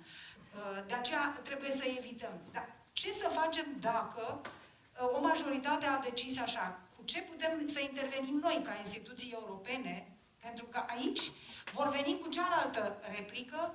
Da, dar noi, dumneavoastră vreți așa, dar o majoritate a vrut altceva. De aceea cred că noi trebuie să ne pregătim, pe de o parte, să mergem. Eu am fost trimisă într-o delegație cu 2 ani în Londra și am fost în Londra și în Birmingham și m-am întâlnit cu companii. Am fost din partea Comisiei Piață Internă. Și vă spun că niciunul, dacă ar fi fost să fac o statistică, nicio companie cu care am discutat nu dorea Brexit. Cetățenii cu care discutăm acum nu vor Brexit. Problema este că eu cred că ar trebui să începem o campanie de informare a cetățenilor, corectă, a cetățenilor din Marea Britanie, să prelungim termenul până să avem aceste garanții că cetățenilor nu li se încalcă drepturile și de ce nu? Eu sunt un om optimist. Dar de ce nu s-ar putea întoarce lucrurile? Dar de ce nu s-ar putea face un alt referendum în care să se spună clar ce pierd cetățenii în situația Brexitului? Nu știu, eu mi-aș dori acest lucru. Nimeni nu dorește ca Marea Britanie să iasă din Uniunea Europeană. Cel puțin, vă spun, mai puțin domnul Farage, care, ok, tot timpul spunea că vrea să scoată țara din Uniunea Europeană. De aceea cred că, da, avem acum niște puncte pe care le putem face. Cred absolut tot ce ați spus aici. Cred tot ce ați spus aici și cred că trebuie să multiplicăm și noi aceste informații pe care ni le dați. Astăzi am primit de la domnul președinte o responsabilitate din partea Comisiei AFCO să mă ocup de petiții. Vrem să ne scrieți și să ne dați cazuri cât mai multe din Marea Britanie, din Irlanda, dar să zic așa, instituțional ce putem face este, da, noi în plenară să solicităm extinderea termenului, să ne pregătim foarte clar, noi ca instituții europene, să asistăm, să dăm această, dacă vreți, consultanță, sprijin cetățenilor cărora li se încalcă drepturile acolo, bineînțeles, fără o asistență gratuită, da? Și să vedem cum putem să le protejăm drepturile de cetățean european în situația în care În final, totuși, Brexitul va avea loc, dar măcar să aibă loc cu, nu dezordonat, ci cu un acord. Eu așa văd lucrurile, pentru că e târziu, e foarte târziu acum. Nu știu ce se mai poate face ca să întoarcem acest Brexit, însă fără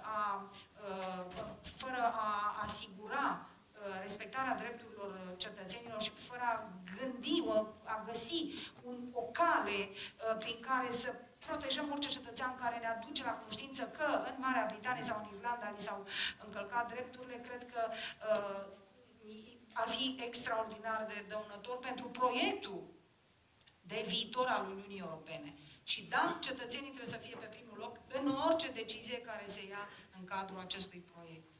Eu, sincer, vă spun că regret foarte mult și sunt alături cumva de dumneavoastră, doamna Mato, și de toți ceilalți, însă asta nu ajută. Noi trebuie să găsim soluții acum tehnice, juridice, prin care să sprijinim din momentul acesta în pașii următori. Vă mulțumesc!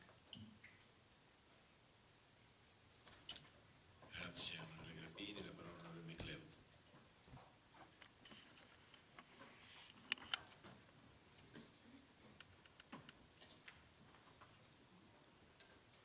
Thank you, Chair. As one of Scotland's MEPs, I think there's a couple of points that I would like to make just from a Scottish perspective. Now, obviously, from the Scottish Government, I mean, has consistently stood up for the rights of our EU citizens, and the Scottish Government's Migration Minister, Ben McPherson, earlier this week, he wrote to the UK Home Office Minister, Brandon Lewis, calling again for a declarative system for EU citizens, and in the very least for the scrapping of the pre-settled status. You know, given the current extraordinary circumstances, it should mean that those who've chosen to make the UK their home should be granted full settled status, but not have to accrue the 5 years residence before being given an indefinite right to remain. And the Scottish Government sees the pre-settled status as being an unnecessary step in the process, and that it should be scrapped and be replaced with full settled status for all successful applicants to the EU settlement scheme. Now, our Minister has also reiterated our concerns once again to the UK Government. They need to be urgently addressed and resolved. And the Scottish Government, you know, has always, I think, been very clear that EU citizens should not need to apply to maintain rights that they already have, and that, as I've said before, that the EU settlement scheme should be declarative, because removing the need to make an application and consequently avoiding, you know, the threat of refusal, you know, that would protect the rights of our EU citizens living in the UK and Scotland, and that includes the right to remain in the UK and Scotland and to retain the associated rights to which they are entitled. Now, I think, having heard what we have this afternoon from our citizen groups, and obviously Mrs. Amato as well, I think you can't help to be affected by what we have heard just about the appalling reality that EU citizens are facing. And I'd like to echo the plea from my colleague Christian Allard for the EU to ring-fence and protect the rights of our EU citizens at the EU level as part of a broader EU-wide solution, and to ensure that those rights are enshrined. You know, because we need to do that now, and we cannot wait any longer, so that, you know, because people need to make sure that people already living and working across the EU will finally have, you know, the certainty as to their position, because I understand that you urgently need that reassurance, and especially, you know, in the case of an extension, because it is absolutely and just totally unacceptable that our EU citizens have been, you know, subject to such uncertainty for their lives and their families and their careers. I mean, it's been 3 years since the EU referendum, and I certainly would make a plea to this Parliament, and I know how much this Parliament has been doing to support and protect our EU citizens' rights, particularly through this committee, the Petitions Committee, and obviously through the Brexit Steering Group, to ensuring that there are protections for our EU citizens. But we urgently need to provide that clarity and certainty to our EU citizens who, through absolutely no fault of their own, face losing and being stripped of their EU rights, and that is an absolute tragedy and one of the saddest parts of Brexit.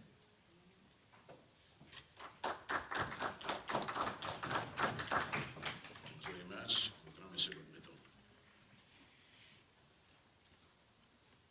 Merci, Monsieur le Président. Au nom du groupe Identité et Démocratie, j'aimerais rappeler que la démocratie repose sur le respect de la souveraineté du peuple.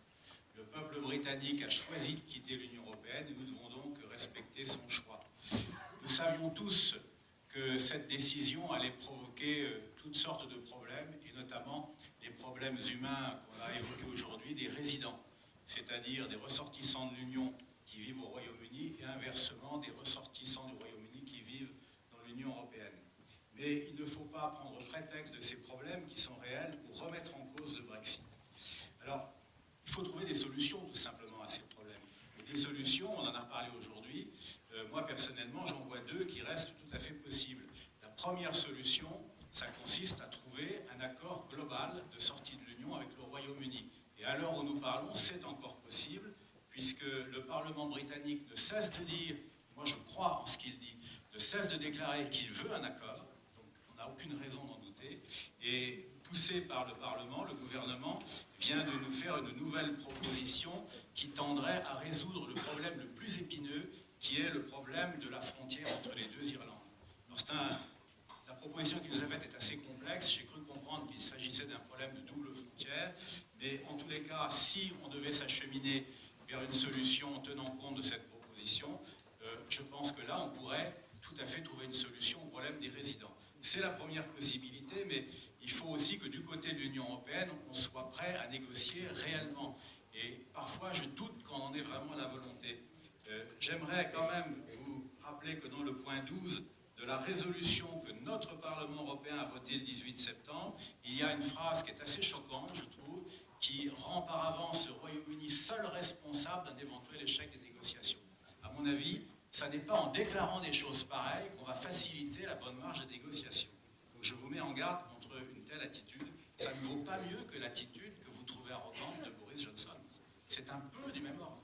Donc attention quand même, il ne faut pas accuser son voisin sans se remettre en cause soi-même.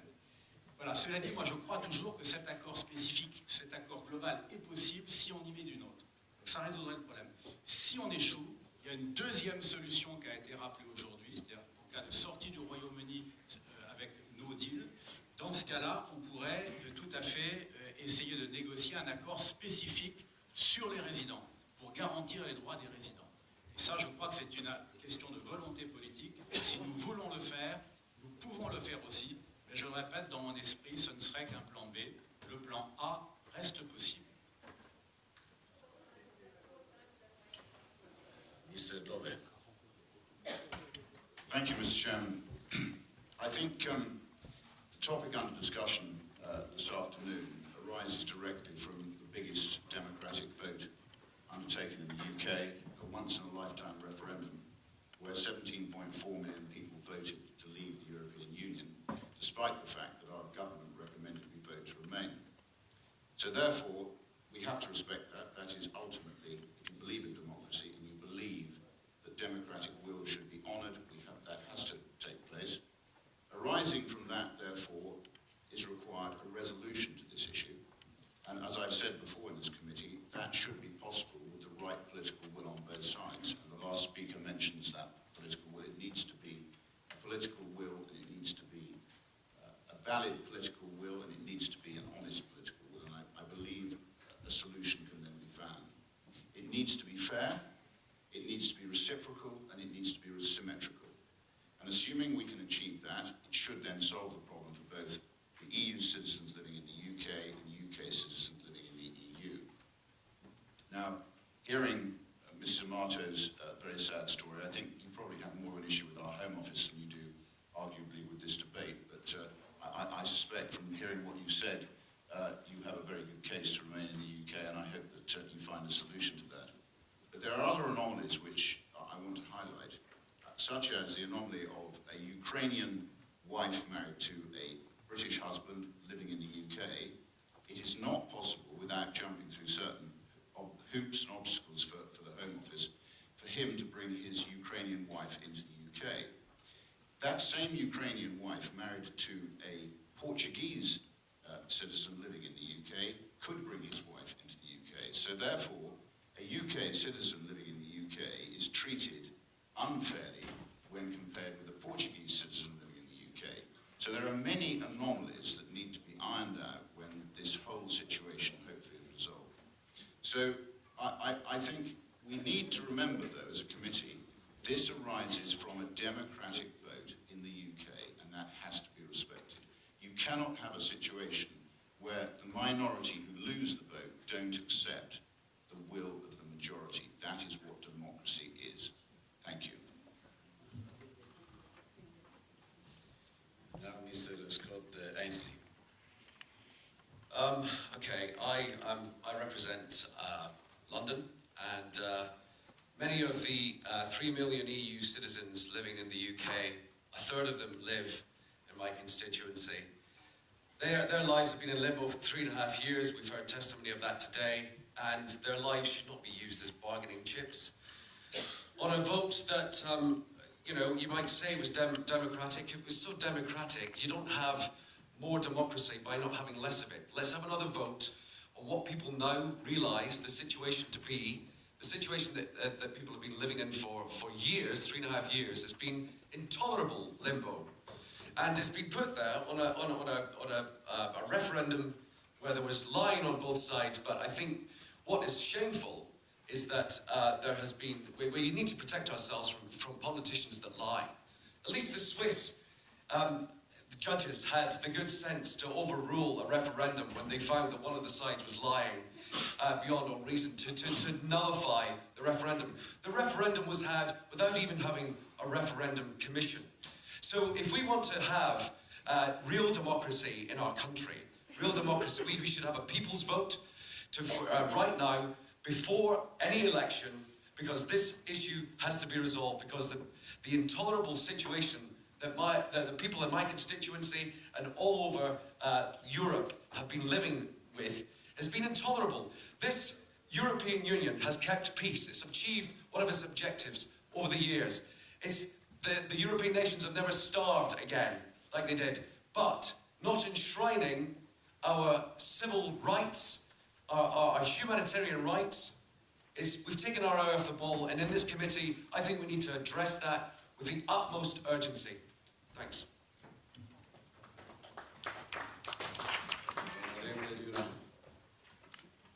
Oui, Monsieur le Président, je vais être beaucoup plus rapide. Enfin, je vais être beaucoup plus rapide maintenant que le précédent orateur vient d'exprimer. Ce que je voulais dire en français à Monsieur Le Breton, parce que ça fait quand même 2 ans qu'on essaye de faire comprendre à Monsieur Le Breton, ses amis, Monsieur Farage et tous leurs amis, que lorsqu'ils viennent dire aujourd'hui que l'on savait que ça allait être compliqué, etc., et que donc finalement on peut trouver une solution, ça serait beaucoup plus simple s'ils n'avaient pas menti comme ils l'ont fait pour se faire de manière démagogique, scandaleuse, élire et réélire sur des mensonges. Ils nous ont tous mis dans une situation absolument insupportable, et notamment les citoyens britanniques, les Écossais, les Irlandais, et maintenant ils viennent dire qu'on savait que c'était compliqué. Que ne l'ont-ils dit à l'époque? Je trouve cette hypocrisie et le fait de venir maintenant nous donner des leçons absolument insupportables. Ils ont menti, ils doivent l'assumer. Et donc la première des choses, ça serait qu'ils commencent par dire que non, ils n'ont pas redonné à la Grande-Bretagne la capacité de pouvoir récupérer sa souveraineté, mais qu'au contraire, ils l'ont mise dans une situation de faiblesse absolument terrible, dont les citoyennes et les citoyens européens sont les premières victimes. Voilà, je souhaiterais qu'ils l'entendent, je souhaiterais qu'ils reconnaissent leur erreur, et peut-être à ce moment-là, nous pourrions avoir un dialogue démocratique apaisé. Monsieur Verhofstadt.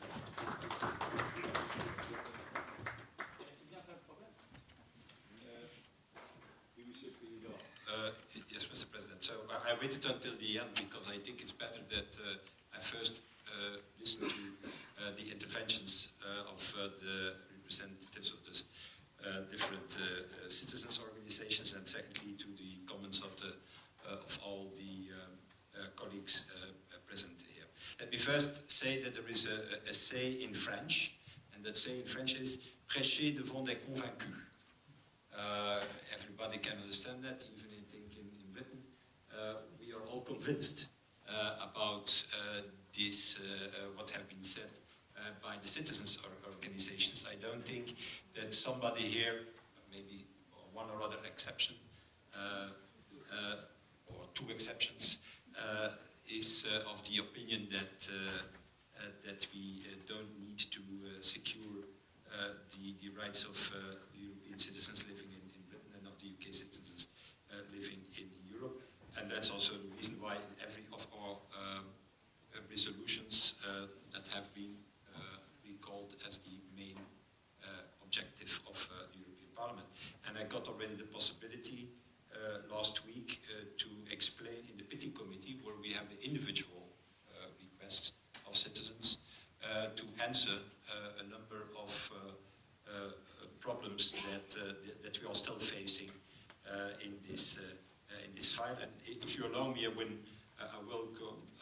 will use these answers that I have given in the Pity Committee also now in my response. But there have to be one thing clear. We have a power, and the power comes at the end of the process. Our power is to approve or not to approve the outcome of the negotiations. If we are not satisfied, we don't approve it. That's the way it works.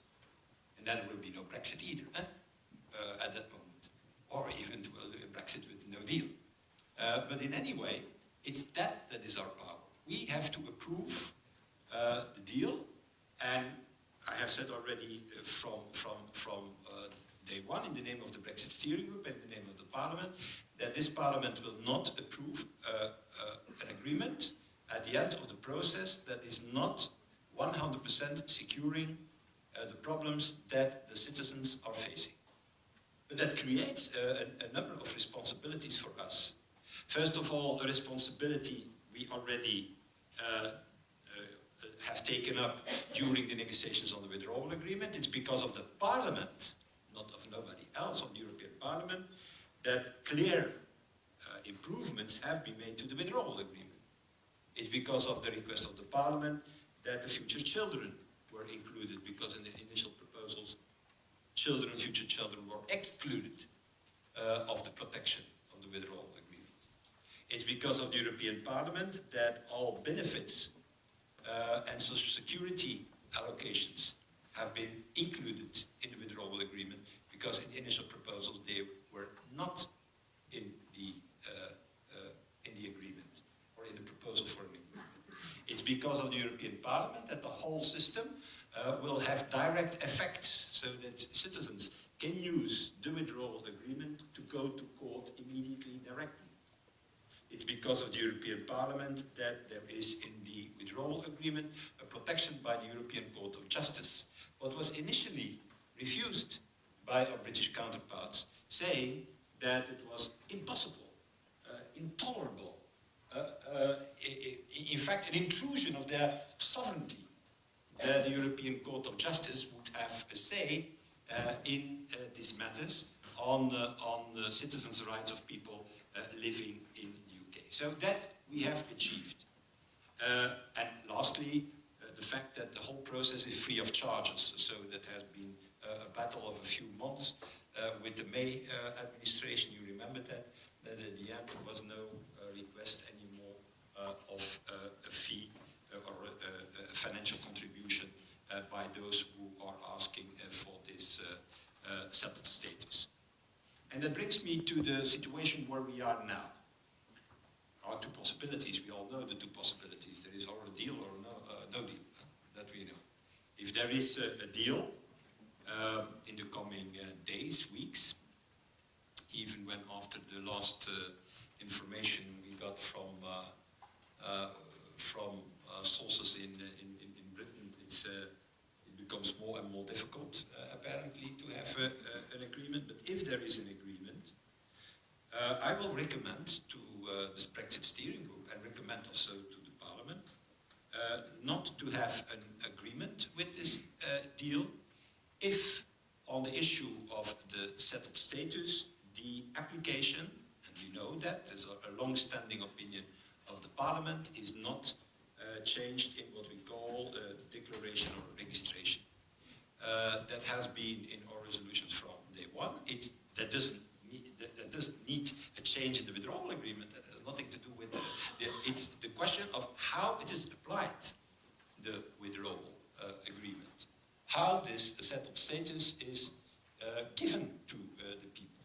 And from day one, you know that, we have said, yeah, we want not an application system, we want a declaration by the citizens, or an automatic registration, you name it like you want. And I think if this parliament is serious, and if we want to really respond to what the citizens are saying here, and especially Mrs. Amato, because she has already lived in practice, I should say, what it means, that needs to be applied. There is a withdrawal agreement, okay, this withdrawal agreement will approve it on the condition that in the application of the withdrawal agreement and in the settled status, it's not a system where how many percent now, nearly 40% is pushed into the pre-settled status. Pre-settled status is not settled status, and it's clear. It sounds fantastic, a pre-settled status, but it's not. It's that you don't have the settled status, and that you have less rights than in settled status. So it's really saying, yeah, you don't have the settled status. Thank you very much.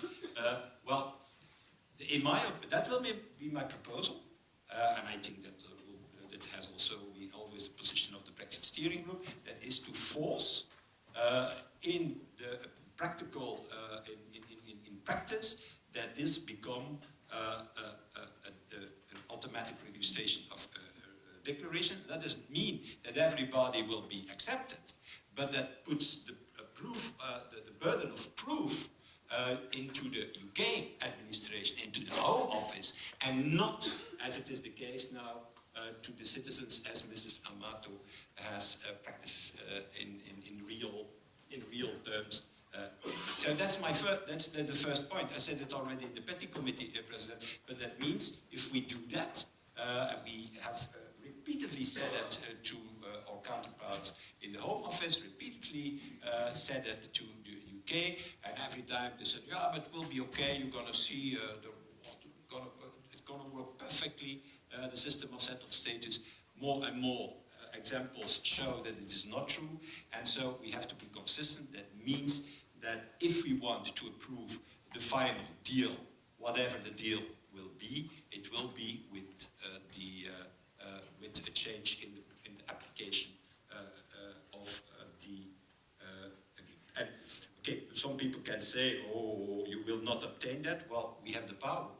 We have to say yes at a certain moment, and I think we have to use that power to obtain. We did it with in other cases, as I have mentioned, about free of charge, about the inclusion of future children.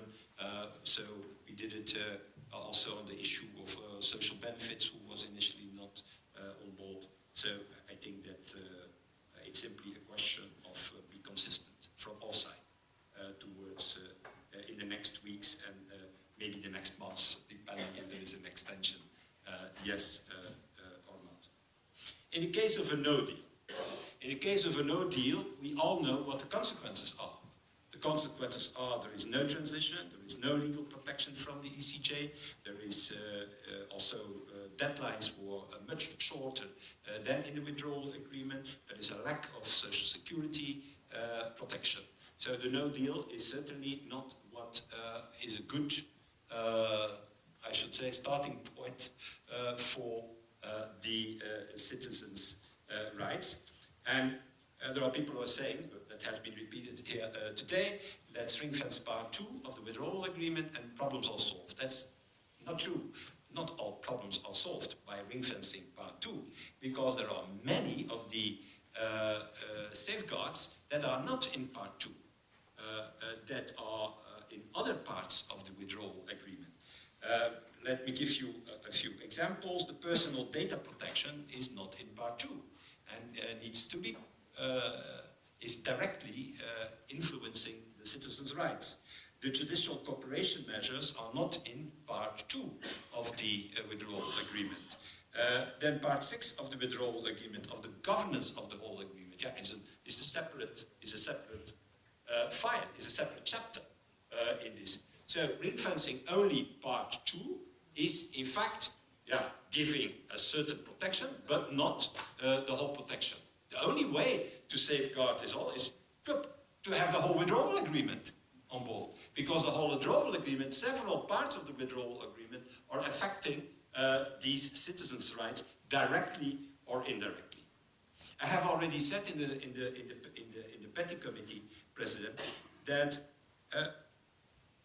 what we need to secure as Parliament to be 100% sure that these citizens' rights are protected, not only immediately after the deal, but also 5 years later, 10 years later, 20 years later. We are talking about that. It's easy to say, we're going to protect it, and then 5 years later it seems to be completely different. There are 3 conditions that are necessary, and I have already given them in the Petty Committee.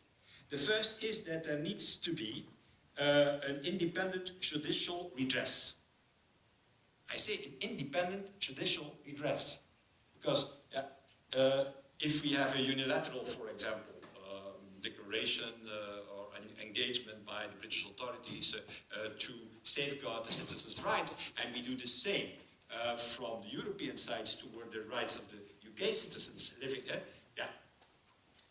it will be of no, there is no guarantee that these rights will be respected only when there is independent judicial redress that is possible. And so the conclusion in the Petty Committee was in any way that we, in the case of a no deal, we need to be sure that whatever the outcome is, some call it ring fencing, others don't want to call it ring fencing, that is that at least this independent judicial redress is in this solution. And the second is that there is not a possibility for a unilateral change by one of the parties. Because if it is only a unilateral obligation, then this unilateral obligation can be taken back. So we say, we're gonna how to say, protect the citizens' rights as foreseen in the withdrawal agreement, and then a year later, 2 years later, 3 years later, there comes a UK government, I don't know what type of UK government and what type of UK majority saying, no, we stop it. We stop it. That is not possible either. So that's a second condition. So the first condition is independent judicial redress is needed. The second is the non-unilateral possibility of one of the 2 parties to change it unilaterally. And the third is what Mrs. Hübner already indicated in her intervention, that there will be no start of whatever negotiation on the future relationship if this problem of the citizens' rights is not solved. We don't even start. So people were thinking in Britain, oh yeah, we do a no deal, and then we go sitting around the table, and around the table we're going to talk about the future relationship and everything will be fine. Well, it will be nuts. No way. There is not even a start of opening of a debate. There needs, first of all, again, the different problems of the withdrawal agreement needs to be solved, to start with the citizens' rights. And I will add to that Ireland, and Martina, and I will add to that the money. But that's I think that there we can trust certainly the member states that they will be keen on that. So whatever you call it, I think that has to be our position in the case of a no deal. That is to be sure that from both sides, EU side and UK side, they guarantee the rights as foreseen in the withdrawal agreement, but applied in the way that we are saying, not with an application, but with an automatic registration or with a declaration. And secondly, we can only have a safeguard if these 3 conditions are met. Because if these 3 conditions are not met, we buy something that can be changed immediately by a new government, by a new majority, or that will never be applied in practice because we have not independent courts or judicial redress that is foreseen in the withdrawal agreement for the moment. And that brings me to my last point, that is the D'Souza case and Ireland. My view is the following, that is that in fact what we have here is, and you won it in first instance, and so there is an appeal, if I understand it well, by the UK Home Office, but you won the first battle, I should say, before court. But the question that is raised in the D'Souza case is in fact the compliance of the UK domestic law with the Good Friday Agreement. It goes, in my opinion, beyond Brexit. It goes beyond Brexit. Even without Brexit, there is a problem. Huh? It's not Brexit that caused the problem. It is the fact that apparently, that is the opinion of the court in the first instance, the UK domestic law is not in compliance with the Good Friday Agreement. That's the point.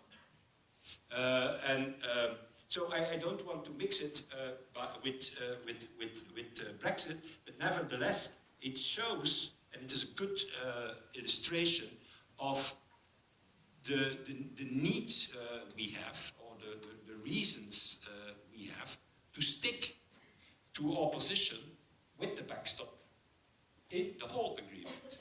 Because it shows that if you don't have clarity on these issues, tomorrow there is again a problem. Because the UK is explaining the Good Friday Agreement in their way, and the court, in first instance, is explaining the Good Friday Agreement in a far broader way, with a larger, a broader protection than the one that is accorded by the domestic law in UK. So for me, the D'Souza is independent from Brexit, but is a reason, an argument, an illustration of the absolutely need we have to have safeguards on the backstop, on the appliance of the Good Friday Agreement, and on the rights of the citizens who have a European passport in the north of Ireland. And if I understand it well, there are every day more and more people in the north of Ireland who have such a European passport. So I'm ready, together with the AFCO committee, the President, and with you, to work on this two-line approach. If there is a deal, okay, we will approve it, but first of all, in the application, we don't want Amato examples anymore, if I can summarize it that way. And in the second, if there is no deal, that these three key conditions are met, so that the rights of the citizens are 100% secured. You call it ring fencing, or you call it not ring fencing. I don't think that's, for me, the most important. The most important is the safeguard of these rights. Thank you very much, Keith, for your engagement, for your work as coordinator of the Brexit Steering Group. Before the conclusion, I think it's important to hear short speeches by our guests. Comment for the short 10 minutes. Yeah, no, fine. And thank you, President. And thanks again for this hearing. It's been very useful. It also has been very useful to hear all the contribution from the various MEPs. First of all, I want to say that we came here in good faith just to discuss citizens' rights. We're not discussing the outcome of the referendum, reverting the outcome of the referendum. Neither we want to go over the sovereignty of the British people. So let's clarify this. We are neutral about Brexit. Obviously, we have our own opinion, and we are here just to safeguard citizens' rights. That's the key issues. This is why we are here. And I appreciated a lot Barry's contribution, but I have to notice that there were just the British and Scottish MEPs that remarked the importance of ring-fencing citizens' rights. And yes, Mr. Verhofstadt said, call it ring-fencing, don't call it ring-fencing. And as a matter of fact, I might be wrong. I don't recall having said that neither me or my colleague Jane Golding, that ring fencing means that we just take section 2 and we extrapolate it. No, we said that we need to take all the sections that involve citizens' rights, because we have really been discussing this with Mr. Barnier at the end of July, and with Mr. Barnier already we have highlighted the issues that there are so many different aspects that involve citizens' rights in various parts of the agreement.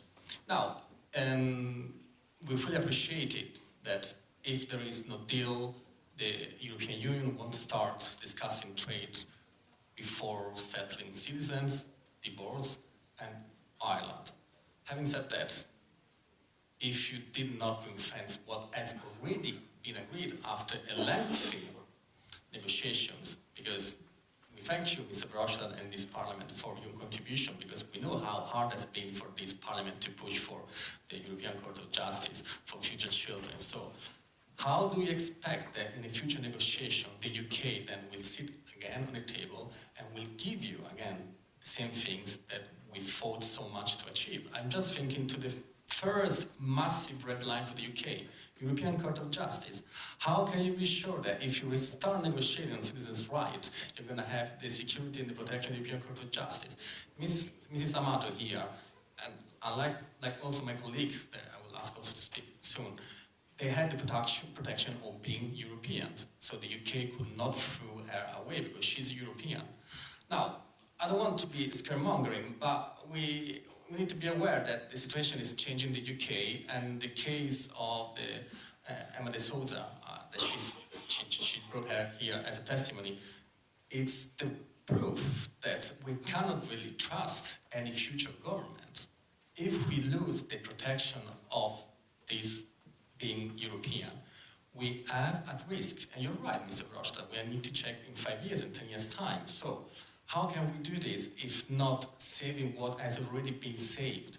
We have no guarantee if we start a negotiation from zero again, if there is no deal. The elephant in the room, the one wants to talk about it, but we need to consider this eventuality. If there is no deal, we have no certainty that we're going to retain exactly the same right.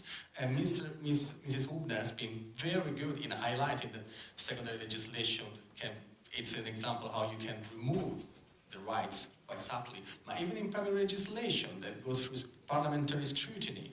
So why leaving ourselves in a limbo? And I just may ask a short contribution from my other colleague, Monique Hawkins, that she came here from the Communion. Please.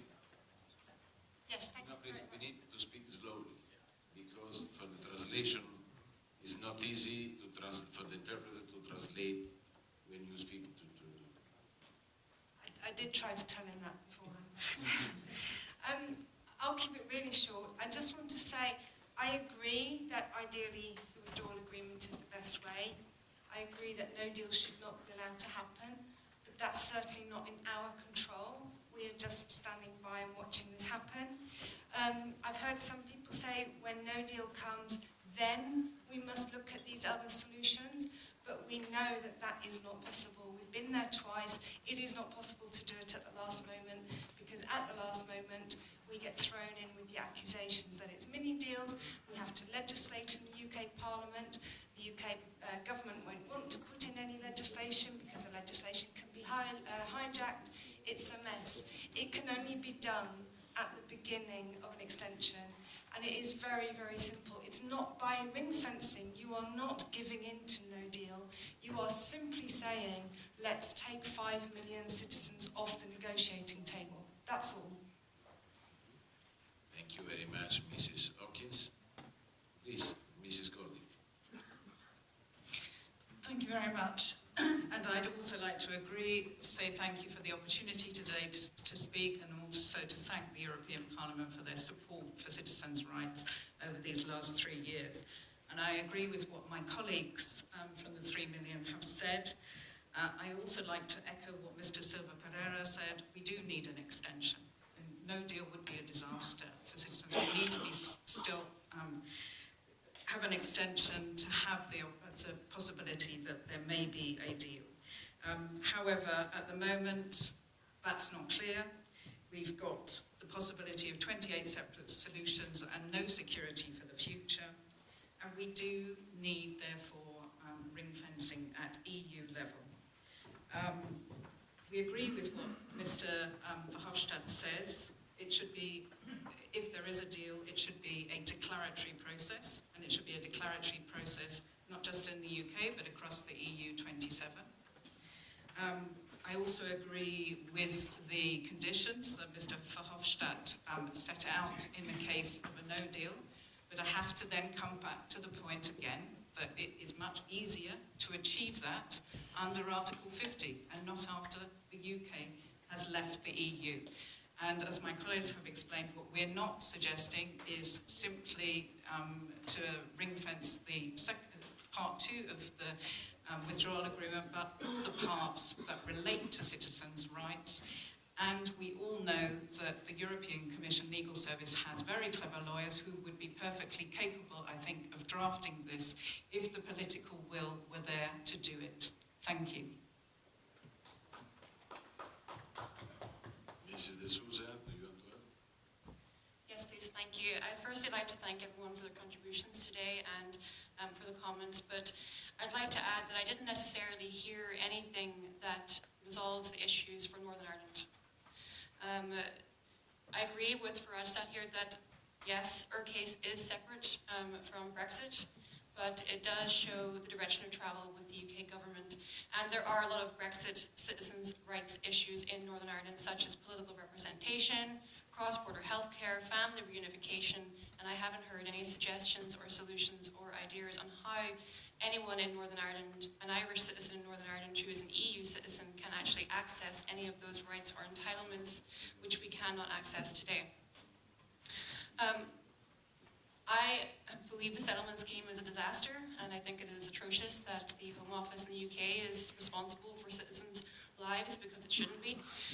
But at least it does provide some sort of legal certainty, and I'd like to highlight again that NI-born Irish citizens are not allowed to apply under this scheme, and I'd like to call for some sort of resolution that allows us to be treated equally to all Irish citizens across the UK, not put into a second-class or second-tier group of Irish citizens. And I'd like to go back to the right to be accepted as Irish or British or both under the Good Friday Agreement, because this is a fundamental right in the Good Friday Agreement, and we should all be concerned by the attitude of the British government to this right.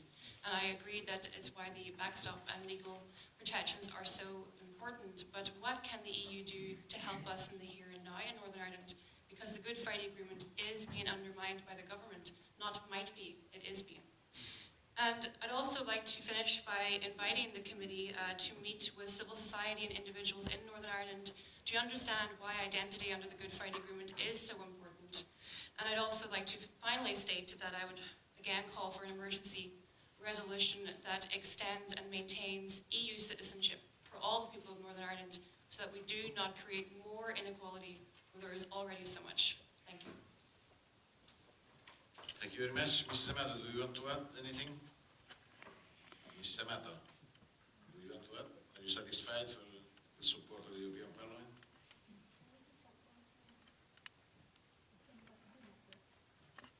Yes. You have the floor. You mentioned that the issue is with the Home Office and not the government. I'm just wondering what the difference is.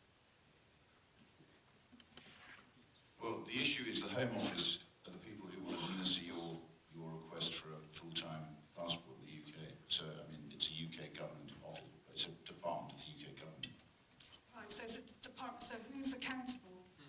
Well, you need to take it up with the Home Office. I think it sounds like you have a very good case with them. I have, and I'm not sure it's a case for this body, but Mr. Johnson knows my case, Mr. Gove knows my case. Everybody ignores everything. They ignore me as if I don't exist. I'm invisible. We've all become invisible here. We have rights. We should have rights. I deserve to have rights. I've contributed. I've done everything, but there's no one there who will actually listen and understand and support and show compassion and respect. That's not good. It's easy to blame the person applying. Okay. Thank you very much, because it's the case, it's one case. I want to thank Mrs. Amato for the speech. Now, we talk with the press after the conclusion of our meeting. We have another point. It's possible if you want to stay on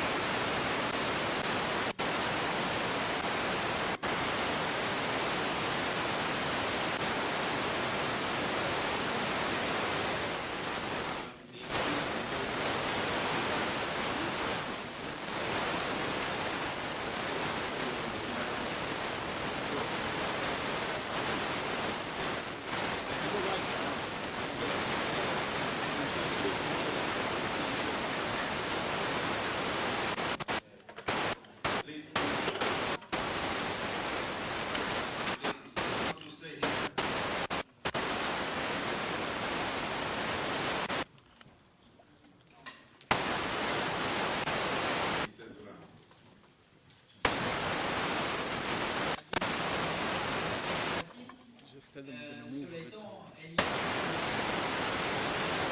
bientôt 2 ans et demi grâce aux amis de le Parlement européen ne peut pas travailler sur les sujets normalement qui devraient le préoccuper en priorité, à savoir comment fonctionner à 28 de manière démocratique et pérenne. Bien, cela étant, donc, deux mots sur la décharge, parce que on a passé beaucoup de temps sur des sujets de fond et lourds. Donc là, nous sommes dans une situation extrêmement compliquée pour la démocratie européenne. Le Conseil européen, depuis 2009 maintenant, refuse de répondre aux demandes du Parlement européen qui doit contrôler son budget, comme il contrôle le budget de l'Union en général, refuse de communiquer au Parlement les informations, refuse de répondre à ces questions écrites, et par ailleurs la Commission, qui normalement doit faire le lien entre le Conseil et le Parlement, refuse également depuis 2014 de se mêler de cette discussion en disant qu'il faut trouver un accord entre le Parlement et le Conseil. La difficulté que nous avons, Monsieur le Président, et que cette commission connaît bien, c'est que nous avons pris une résolution en 2016 qui est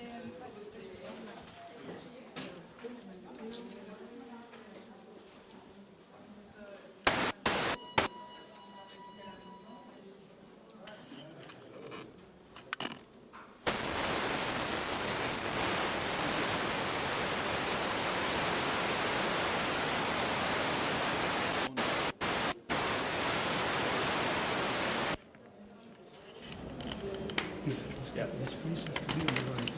I would make him watch. Yes.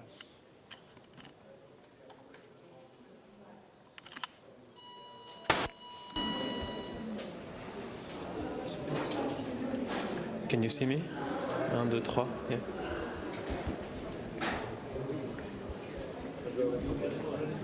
Just do a cut away.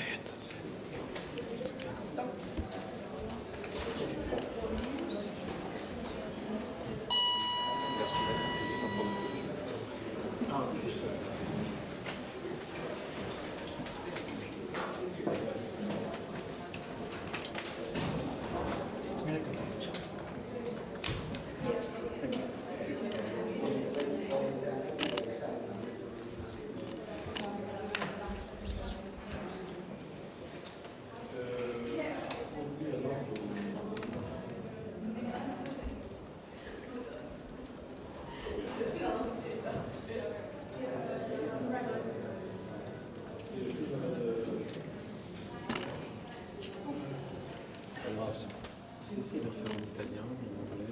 Ah, on pose la question en anglais. Ok. Merci. Et puis après, si vous voulez en italien, c'est où? C'est l'italien. Ça va, votre italien? Oui, oui. L'italien attendra. Italiano bello. Allora, Presidente.